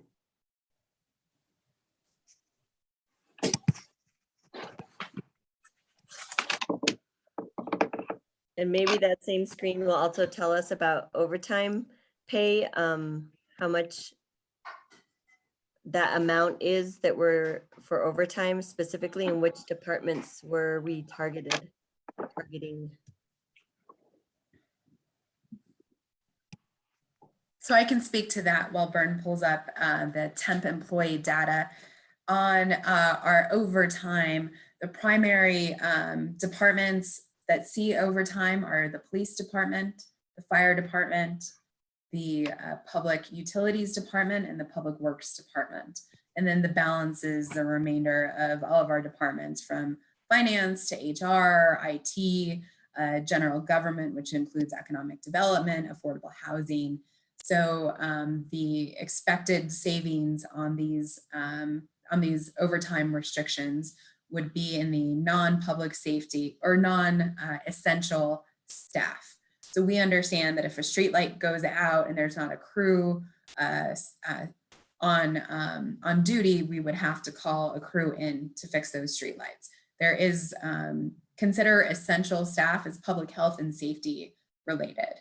We need our water plants, our wastewater plants to be up and running. So the city receives clean water, and same goes with our firefighters and our police department. So the majority of our overtime is incurred by those departments. But even within those departments, if there is non-essential staff that is incurring overtime, that is what will be restricted. And it's about $250,000 per month for the months of May and June are our targets. So Councilor Villarreal, we have about 41 temps that we will be separating at this time. Okay, and on that point again, Mary, that was already factored in the 28 million that you said was you're going to come up with savings? Yes. So Mr. there Chairman, aren't that any is more correct. temps to let go of. Pardon me? There aren't any more temps we can let go and save more money.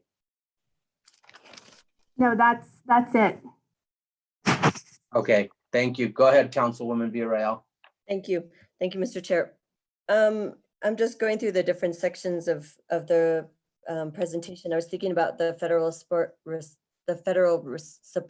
that my colleague was referring to, and the fact that we didn't get any stimulus package money.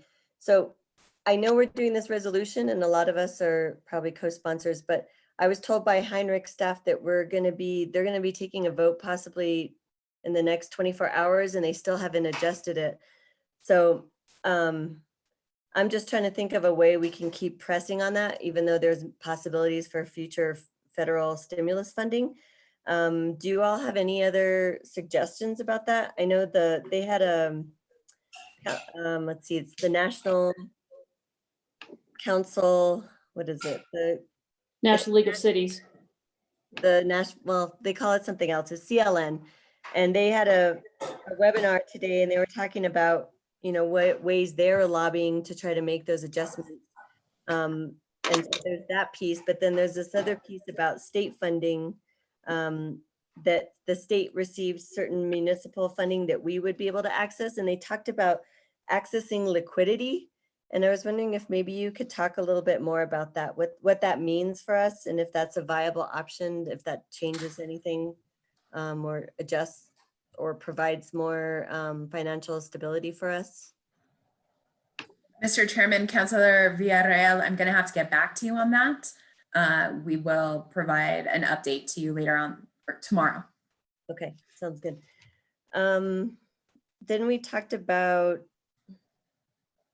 reducing the real estate portfolio. Do you know specifically what that's going to look like? Mr. Chairman, Councilor, the city has owns several different properties across the city as part of our asset portfolio. I think the ones that you all might be most familiar with are Santa Fe Estates, as well as the Midtown campus.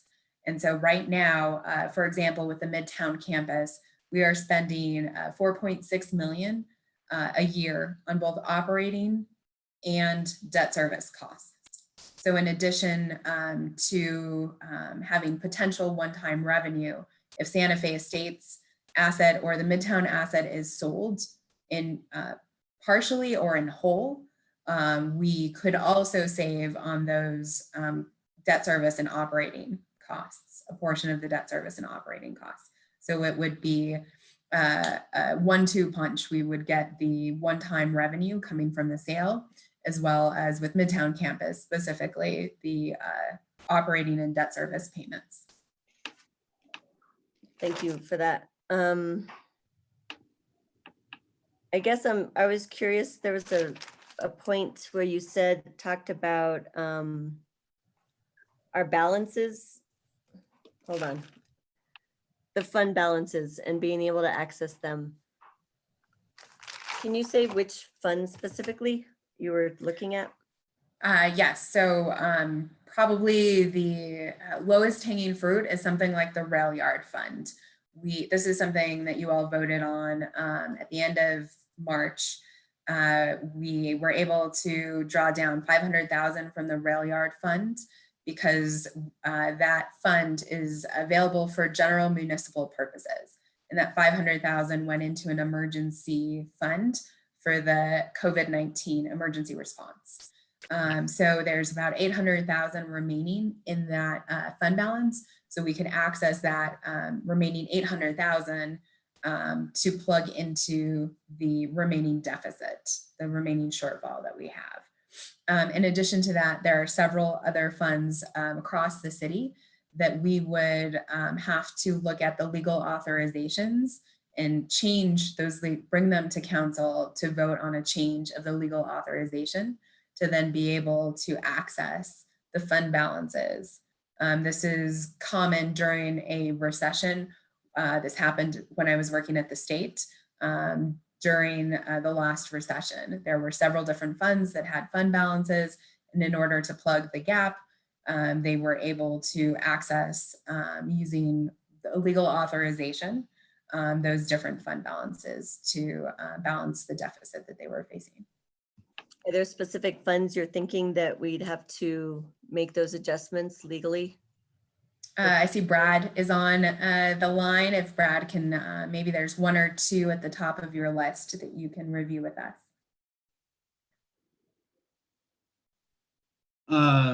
Thank you, Chairman, Councilor Villarreal. Thank you, Mary. Yeah, there's a number of funds. We have the CIP reallocation fund, which was basically gross receipts tax received in the past, allocated out to CIP projects. It's not bond proceeds, it's GRT revenue. The project's been completed and there was leftover funds, you know, little projects, 30, 40,000, pile all that up. We would actually go in and look at sweeping all projects that are finished. There's right now $600,000 in that fund. That there's a question whether is it capital or is it really GRT. We would like to get that clarified and get it used for general purposes. There's the quality of life fund. The first obligation of that fund is to fully fund transit. Well, transit, as we saw earlier in the chart, their revenues have substantially declined. And so they were not going to need that entire allocation of quality of life funds. So then its next purpose is recreation. And we have all of those facilities closed. And so do we really need to put more money into the recreation fund that has a balance of 2.7 million that's been accumulated over the years? And so we would look at that. And on that point, part of the $46 million deficit would be within recreation, our recreation funds, like the Chavez Center Fund, where we continue to pay some costs to maintain the facilities in operation and continue to pay employee salaries and benefits while we are not seeing revenue coming into that fund.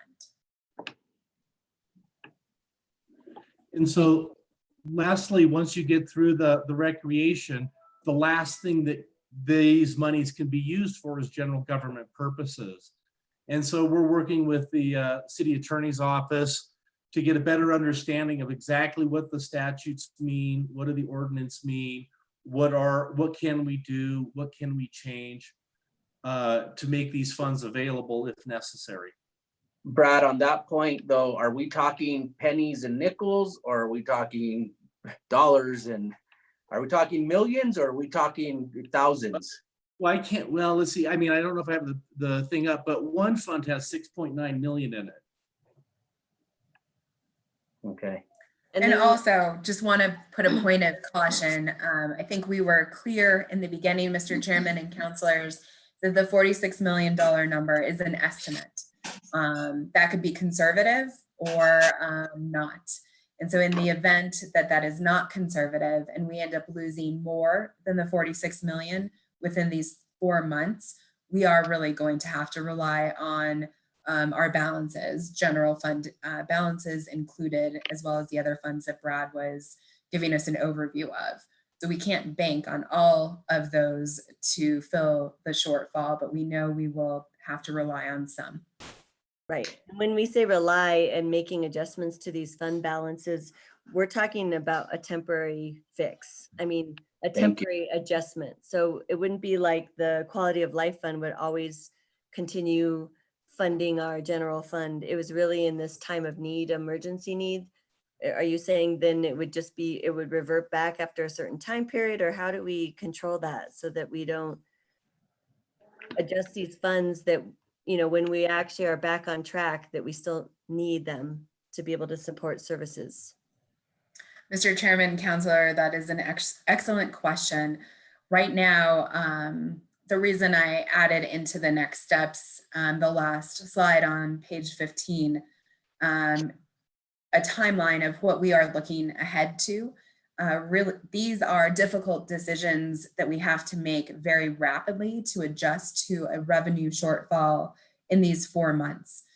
Equally difficult decisions and equally painful revenue estimates is what we are going to be looking at for the FY21 budget process.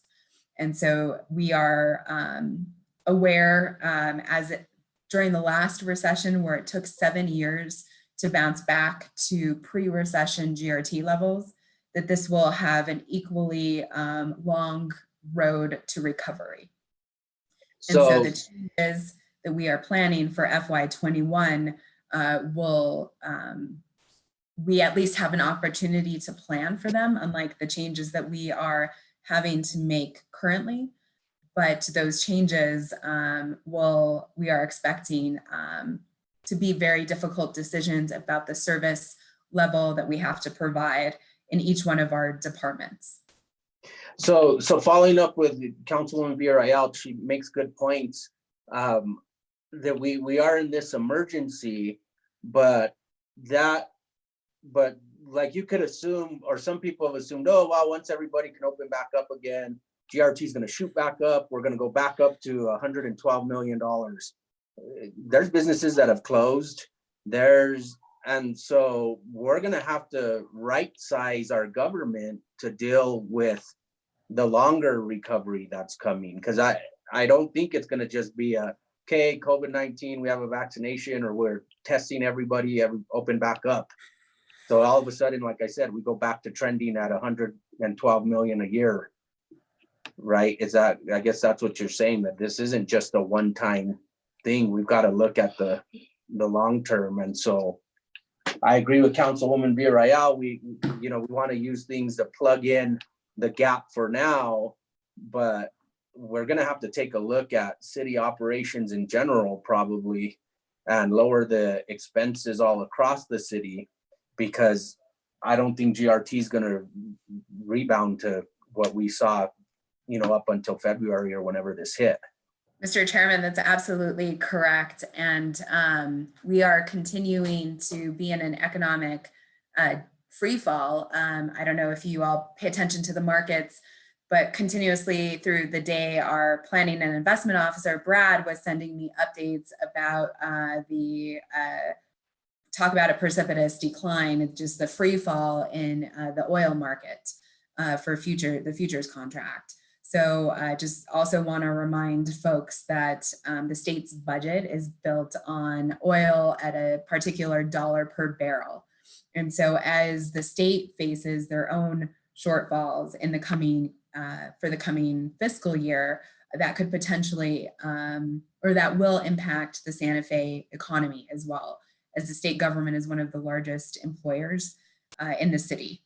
And so if the state is also considering furloughs or a reduction in force for employees at the state, given their shortfall as well, that would have an impact on our local economy and their opportunities to adjust their budget come a little more infrequently than this body.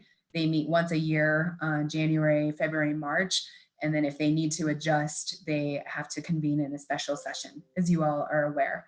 So those adjustments, I guess what I'm saying is we're very fortunate to be able to meet every 2 weeks to keep you informed and keep you updated about these changes that we are seeing in front of us and the changes that we will need you to vote on shortly for the FY21 budget. Okay, Councilwoman Villarreal, you still have the floor. Okay, last question. I just wanted to understand better since we just got that email from the mayor regarding furloughs. And can Director Salazar talk a little bit more about what that looks like? If it's how that process goes specifically, if there's voluntary furloughs, and then how the progression goes. I don't understand how the process, how it works. Okay, thank you, Mr. Chairman, Councilor Villarreal. So within the union contract, it requires work with the unions, and in the AFSCME contract, it actually has a clause that allows the union to provide anyone who would like to do a voluntary reduction, but it doesn't prohibit the city from putting forward a plan before that 7-day time frame. So we've worked countless hours trying to work with the unions and putting forth some different proposals that will try to help us close that budget gap a little bit. And with non-union, does that work the same way? There's voluntary aspects, and because you did say, or Director McCoy said 4 hour, 8 hour, 16 hour, or who said that? I'm not sure, but I don't quite understand what that means. Okay, so the way that we've done work on potential furloughs is we've looked at it across the board and looked at what employees are working at a facility that's either closed or their work has been reduced as a result of the emergency that we're all faced with, and then looked at the union contract, and the union contract, and this is specifically for AFSCME, says that if an employee is going to be furloughed, they can't be furloughed more than 24. They have to have at least 24 hours of work time a week. And so we try to apply that thought process across the board, whether it's non-union or union employees. So there's an equitable process to this plan. But again, really taking into consideration, is there work for employees who are working at a facility that's closed, or some of the functions have been reduced? So how do we manage through that? And then if there are employees who continue to work full-time and that are non-public safety, then applying a 4-hour furlough a week across the board. Again, regardless if you're management or frontline employees, it would be applied equally across the board. Okay, thank you for that. Thank you, Mr. Chair. Okay, Councilwoman Cassett Sanchez. Thank you, Mr. Chair. So I just wanted to reiterate the fact essentially that $46 million that we're looking at and that we're looking for solutions for. That only gets us through June, correct? Mary, you're on mute. Mr. Chairman, Councilor Casawit Sanchez, yes, that is correct. This is the shortfall in these 4 months, March, April, May, and June. So anything that we do now, it's not going to be a long-term solution. We're essentially just plugging the hole. So those fund balances, and the general fund, we have to have at least 10% of our expenditures, of our budgeted expenditures in reserve. For our other fund balances, do we have a required minimum, or does it vary per balance? Mr. Chairman, Councilor Casawit Sanchez, there are some requirements with our public utilities funds. So Brad can go ahead and give a little bit more detail if he has that readily available. Thank you, Mary, Chairman, Councilor. I spoke with Shannon Jones, the Public Utilities Director, on Friday. The water department has to have 365 days of operating expense in reserve. The wastewater plant, or the wastewater enterprise, and the environmental services enterprise, one has a 90-day reserve requirement of operations, and the other has a 60-day reserve requirement.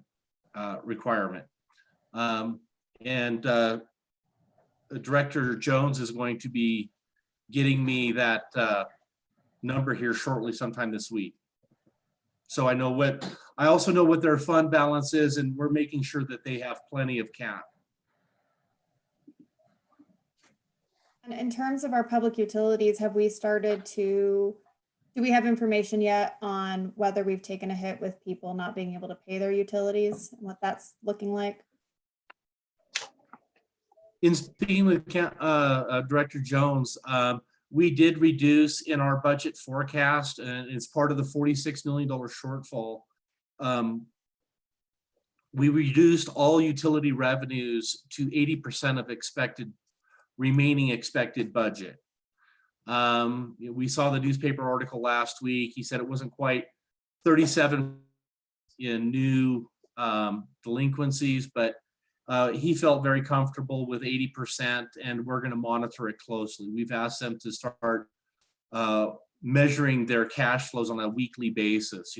How are they doing year over year? So we're very much on top of this and keeping track of their revenues to measure that in real time. And I know we're looking at furloughs right now, and seeing how far that can take us, especially looking at other balances. What essentially would be, I don't even know if we have an answer for this yet, but our next step with looking at staff? Do we look at deeper furloughs? When are we going to start having to consider whether or when we lay off staff? How does this process start to move forward? Mr. Chairman, Councilor Casawit Sanchez, that's a great question. That's one of those difficult decisions that I was referring to earlier. Given the revenue shortfall that we have, all options have to be on the table. Alexis Lotero, our budget officer, has been monitoring actions in other cities.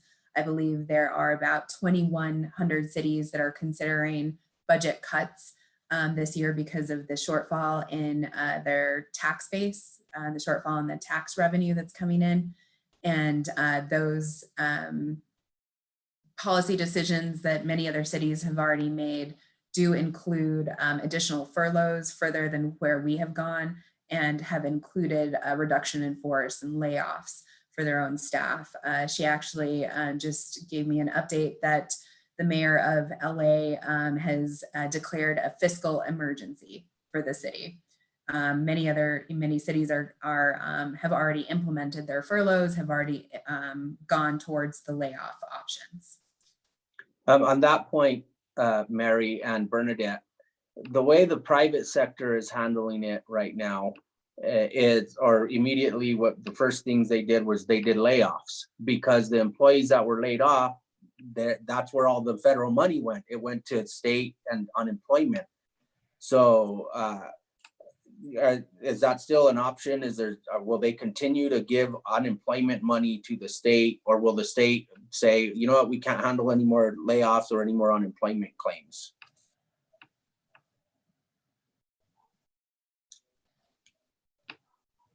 Mr. Chairman, I'm not sure what will happen as far as at the state level with unemployment claims.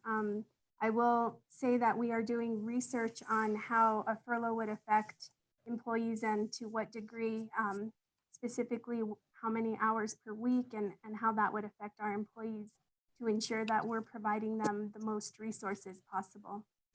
So potentially a furloughed employee then, and this is the research you're gonna do if I hear you right, a furloughed employee could potentially get the hours they work from us plus unemployment for the shortfall. That's what we're researching right now. Okay, thank you. Okay, Councilwoman Cassett Sanchez, go ahead. I don't think I have any additional questions at this time, but to echo what Councilwoman Romero Worth was saying about needing to move forward with advocating for our city with the federal government as much as we can. And please let us know if there are additional opportunities, what else you see for us to be doing. I know that we have the resolution coming through, but any other opportunities that we have to fight for our city in that sense, please let us know. Thank you so much. Councilor Lindell, did you have anything?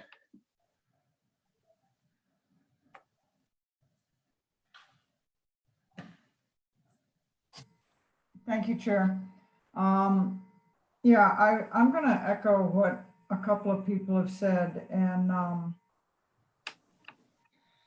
it's all uncertain. I appreciate some of the things that were laid out today on where we're going to save money and what we need to do.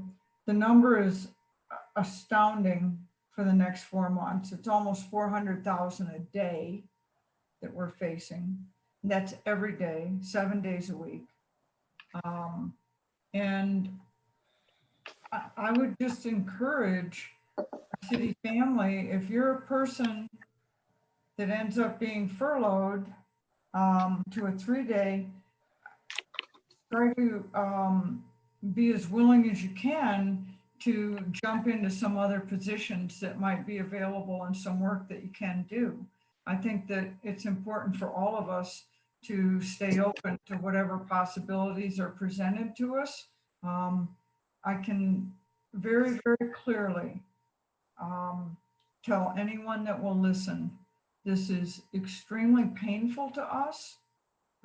It's painful to the city, and we don't know how much pain we're going to go through with this or for how long. I can tell anyone for sure that we're going to do the very best we can. And even at the very, very best we can, it's still going to be hard. And I think it's important that we're there for each other and support each other, and that we look, I know this committee will look at these numbers very, very carefully. And, you know, this isn't done on a wing and a prayer. This is trying to go through these numbers as carefully as possible and getting us to where we have to go. We don't have money. You look at that chart of GRT, and you walk around town right now, and we need to get realistic about this, that this is going to be very, very painful for us. And I know it's going to be painful for the directors trying to make decisions. Everybody thinks that everybody that is there is essential, and it's going to be very, very painful for this council. So on the fund saving measurements that we've come up with at 28.19, I would certainly hope that we would look at overtime everywhere. I mean, I know $500,000's a fair amount, but certainly the police won't be having any festivals for overtime this summer and those kinds of things. And I suspect that that's a sizable amount of overtime. So maybe that's somewhere else that we could look and come up with a few $100,000. The spending freeze at $25 million, that'll be very, very painful. I mean, we're talking about right down to office supplies. That's rough. So staff, I would say, thank you very much. I realize that it is amazingly painful and unpleasant to go through these numbers and, you know, lay out the path of where we're headed for right now. But I hope we can have enough time to go through these numbers so everybody feels like they have good input to it. And I do appreciate all the extra work that staff's putting into this. Thank you for letting me comment on it, Chair. Councilwoman Romero Worth. I don't have anything to add, Mr. Chair. I just think that if you have personal relationships with the congressional delegation, I would certainly be calling them and their staffs. And let's not wait for the resolution, but we know the number. We have some guesses, some projections about how serious this is, and we need to be making a lot of noise about that. We're going to need help. Councilwoman Casa Sanchez. Yeah, I just wanted to put out a thank you to Ms. McCoy and her team. Mary, I've had people describe you in the past as tight-fisted, and I don't think I have ever been so thankful that we have had a finance director who has really worked to, you know, to fill the coffers as much as it can. So thank you. I really, really appreciate that you have in the past been so, you know, on top of our funding and on top of the city and making sure that we are spending smartly, and who knew that we would need it so much. So really thank you so much for that. Councilwoman Villarreal, did you have any last issues you wanted on this topic? No, just depressed because the city is, our staff is like family. And so I'm hoping that if there's other possible essential jobs that people can transition into and be open about that, that's better than, you know, having furloughs for people that can't afford to support their families. So I'm just, hopefully we can find out about the furlough piece if they're eligible for unemployment to make up that shortfall. I thought they were, but I don't know the ins and outs of the unemployment eligibility. So hopefully we can figure that out, get the information to staff as soon as possible. That's all. Thank you. Okay, thank you. And I echo what the committee says. Thank you, staff. I know you all have been working between finance, legal, HR, all the departments overtime on this issue. And unfortunately, the pain we're talking about is people and employees. When 70% of your budget is allocated to employees, when you take a hit like this, eventually that's where you're going to have to go with cuts. Hopefully we won't have to go very deep and far in that area. But I'm reminded of a county manager that I worked for, and he always said, you know, you should never allocate more than 50% of your general fund to employees, to personnel and benefits. And now I know why, because when something like this happens, and unfortunately we're the council who stuck with it, that's the place that we're going to have to look, unless the federal government bails us out and makes us whole, which I will be calling our delegation and pleading with them to please help the cities, not just our city, but other cities in New Mexico and across the country. And when we talk about employees, I'm talking about all employees, from the department directors down, department directors, middle managers, everybody. We're all going to have to work together And in some cases, being a former department director, we all want to hold on to our vacant positions or our supplies, or think we're more essential than the other department.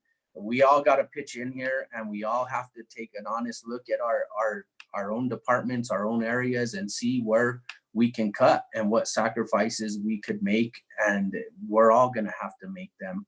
But we will continue to meet. We will continue to talk. I would encourage the unions to step up to the plate and work with us, because when money's gone, it's gone, regardless of what union contracts say, regardless of what people think their rights are. Payroll takes money, and when the money's not there, you can't make payroll. So hopefully we could all continue to work together. Thank you, Mary, once again, and the rest of the staff. We have one more presentation that we need to get to. We can be brief, but it is about the capital projects. I think Public Works is going to have the Public Works Committee is going to have a lot of work when it comes to our projects. So if Mr. Romero can please give us a quick overview on what the thinking is as far as our projects go, and any potential savings we could make or adjustments that the Public Works Committee could start working on to bring to the Finance Committee and ultimately the council to act on. Mr. Romero, are you still with us? Yes, I am. Thank you, Chair. So yes, we've been looking at all of our capital projects and what opportunity we could utilize that funding for to help us with our current funding issues. All of our projects are already funded, whether it's through grants or through bonds that have already been sold. So the I guess the funding liability already exists for all our projects that are bond funded, because we have to pay back those bonds whether we do them or not. So the opportunity that we see for these all these projects, especially the bond projects, is to prioritize them, reprioritize them, hopefully free up some capital money that can maybe be diverted to other capitalizable expenses that we were recently purchasing out of the general fund. Some of those that come to mind, and we would be working with Mary and Brad to see what those expenses are citywide, but I can definitely speak to some within our department. For instance, some of our signal operating supplies that we do need to operate our signals, those could be capitalizable, so we could reprioritize some of these funds for that, so that way we don't have to draw towards the general fund. Other things are like vehicles. Again, in our group, we're down one snowplow that we need. We're down a bucket truck. I don't have any bucket trucks for my signal guys. We're just using a crane, things like that. So we'll be looking at how much money we can shave, and then work with Mary and the committees to see where we could divert that money to help with some expenses that we still need to pay for, but that we may not have the money in the general fund to accommodate. Okay, are there questions from the committee for Mr. Romero? Councilwoman Villarreal. Thank you, Mr. Chair. I think the only concern I'm having about when I think about our capital projects, and there is funding such as grants and bonds, as Director Romero indicated, but to actually get those projects done, we need staff. And we've always had this issue to be able to manage our projects. And so I guess I'm asking John if they've thought about that, and that would determine what projects we prioritize based on project management, and actually, probably safety and some of those other aspects to prioritize. But can you give us a better idea of how you're going to do that?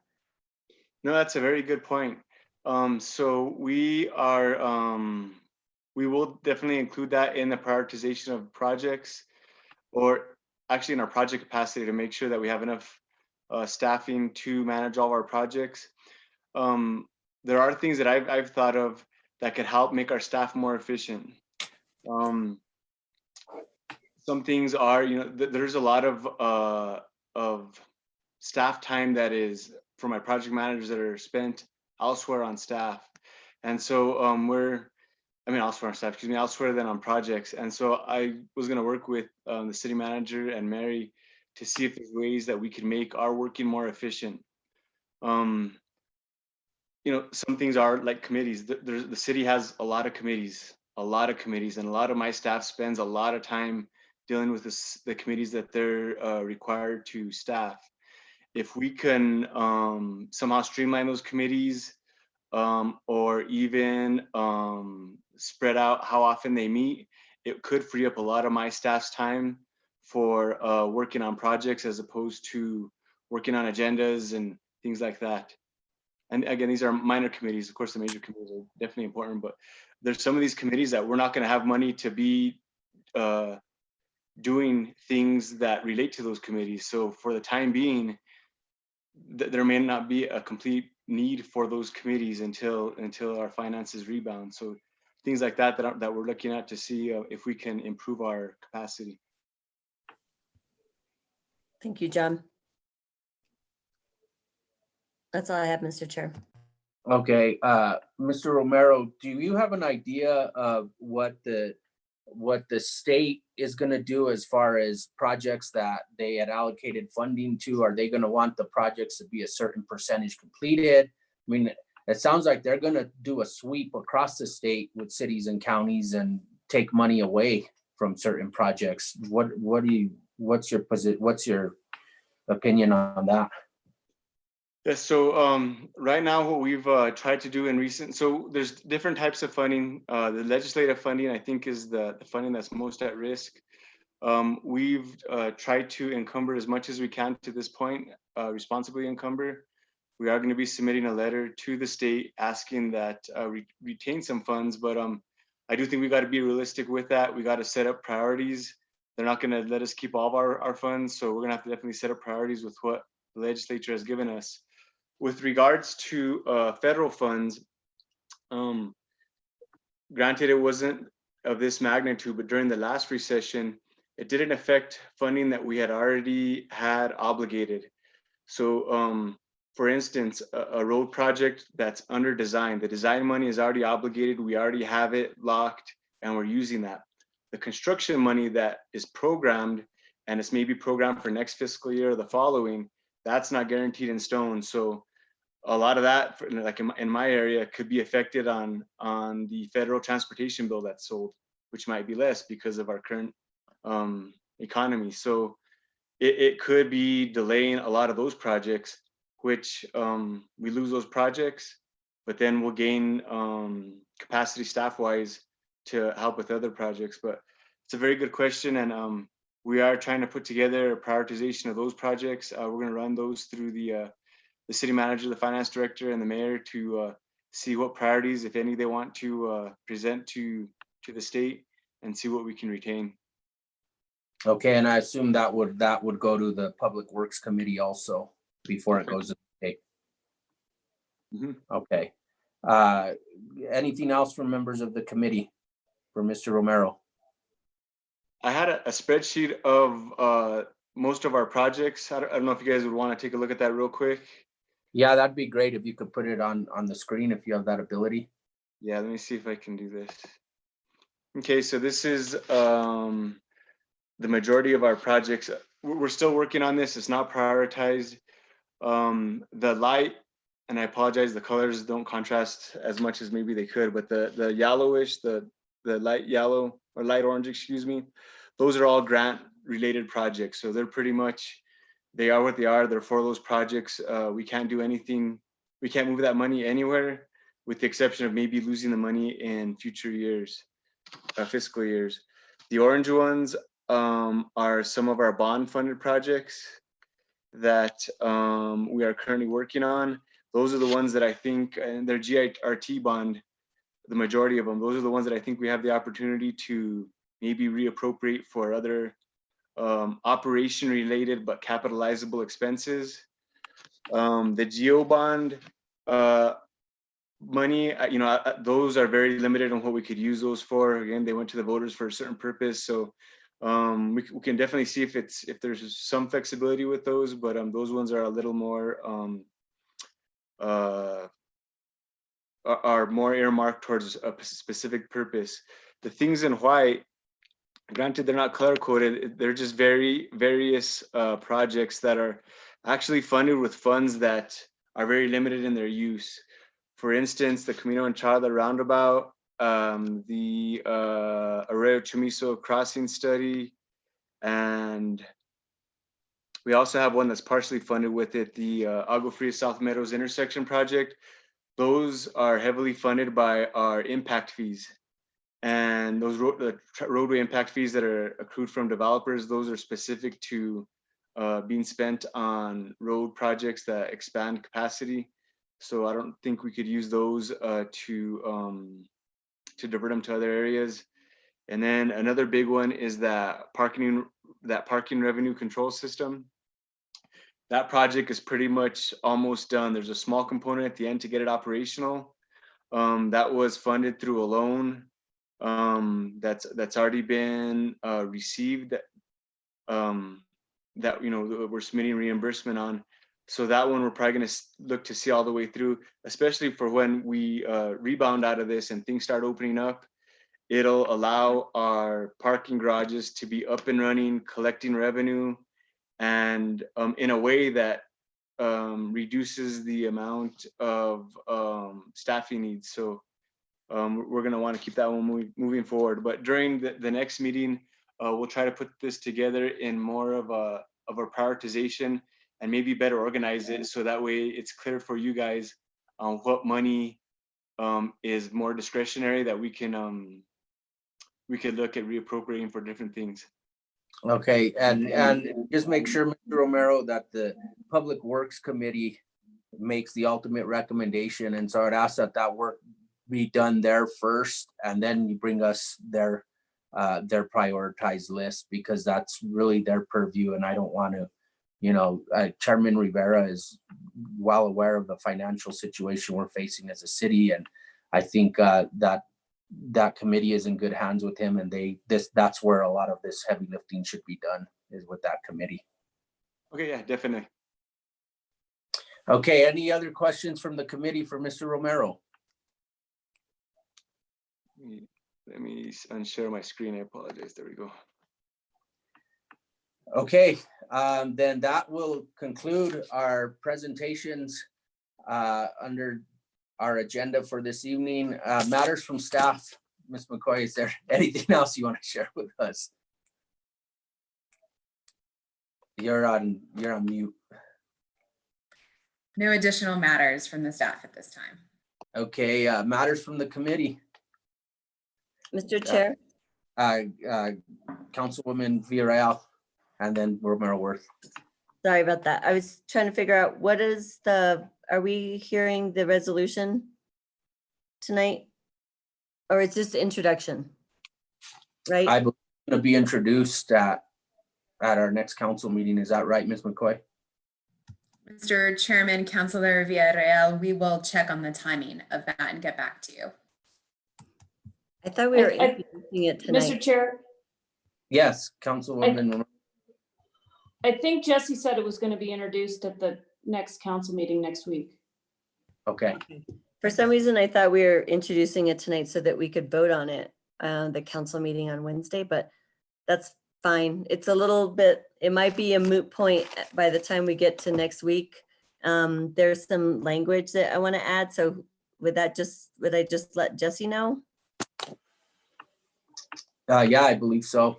Okay, thank you. Okay, anything else from the committee? Mr. Chair, two things. So Jesse's email actually says it should be introduced this evening, and that it would be heard at governing body next week. Okay, it's not on my agenda. Do we need it to be on the agenda to introduce it? I don't think so. Okay, did you want to introduce it? Sure, I'll introduce the resolution. Hold on. A resolution. We do need the resolution. I've got it right here. Can you email it to me? Yes. Okay. A resolution urging New Mexico's congressional delegation to seek federal funding relief for the city of Santa Fe and other small municipalities to address and recover from the COVID-19 pandemic and to continue the delivery of quality services to the residents and employment for the workers. And also, I just got an email, or I got some sort of message on my phone just being, Aaron McSherry says it's supposed to be introduced tonight. So with that, I will introduce this resolution for consideration next week.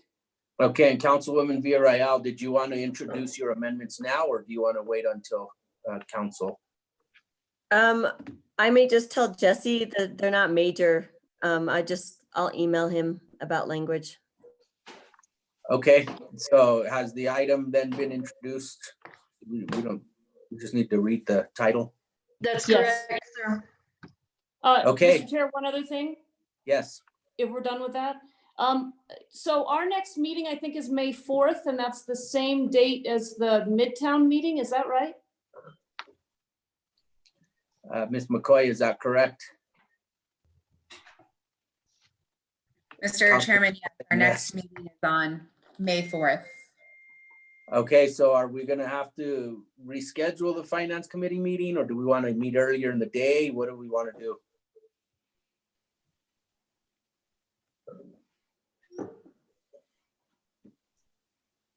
Is the May 4th date set for the Midtown discussion? Yeah, they just, on my Twitter feed, the city sent out notice that that's the date for the Midtown We have an special council email. meeting. You But have an then email. in our because I went to inbox. calendar it and the finance committee meeting's already there. So I don't know whether they're thinking that's earlier or later or what, but we got to figure that out. Also, just one other quick thing. Aaron says that we'll waive the rules at the governing body RE introduction so that the introduction tonight for the resolution on urging the congressional delegation to act will work. So there's a parliamentary procedure that we'll have to do when we get to the governing body. And Mr. Okay. Chairman, Erin also just texted and said that we do not have a time set for the Midtown meeting just yet. So we will be circling back with you with the schedule for May 4th. Okay, yeah, maybe the Midtown meeting could be at 6 p.m. and we can meet for an hour before that. That's just an idea. I don't know what the rest of the committee thinks. Well, this meeting, Mr. Chair, has taken us 2.5 hours. So given the financial situation we're in, we just better make sure that we're allowing enough time for the important work of this committee and also the important work of that special council meeting. Yeah, so, okay, point well taken. Ms. McCoy, you and I will try to figure out a schedule, and I'll contact the other members of the finance committee to see what works for everybody. Mr. Chair? Yes. So why don't we keep finance and actually think of another date for the Midtown date or Midtown meeting? What was the Midtown meeting already sent out to the public, though? It's already been sent to the public. Let's do this offline. Somebody's gonna have to figure it out. Okay, then we'll start working on that. Any other matters from the committee? Under matters from the committee chair, the only thing I have is, as you continue to come up with questions or suggestions or ideas regarding the budget and budget cuts, and please email them to myself and Ms. McCoy, and we will start a running list, and we will start distributing the answers to these questions as we get the research done for them. So other than that, that's all I have. If there's nothing else, then we are adjourned. Thank you. Good night. Good night.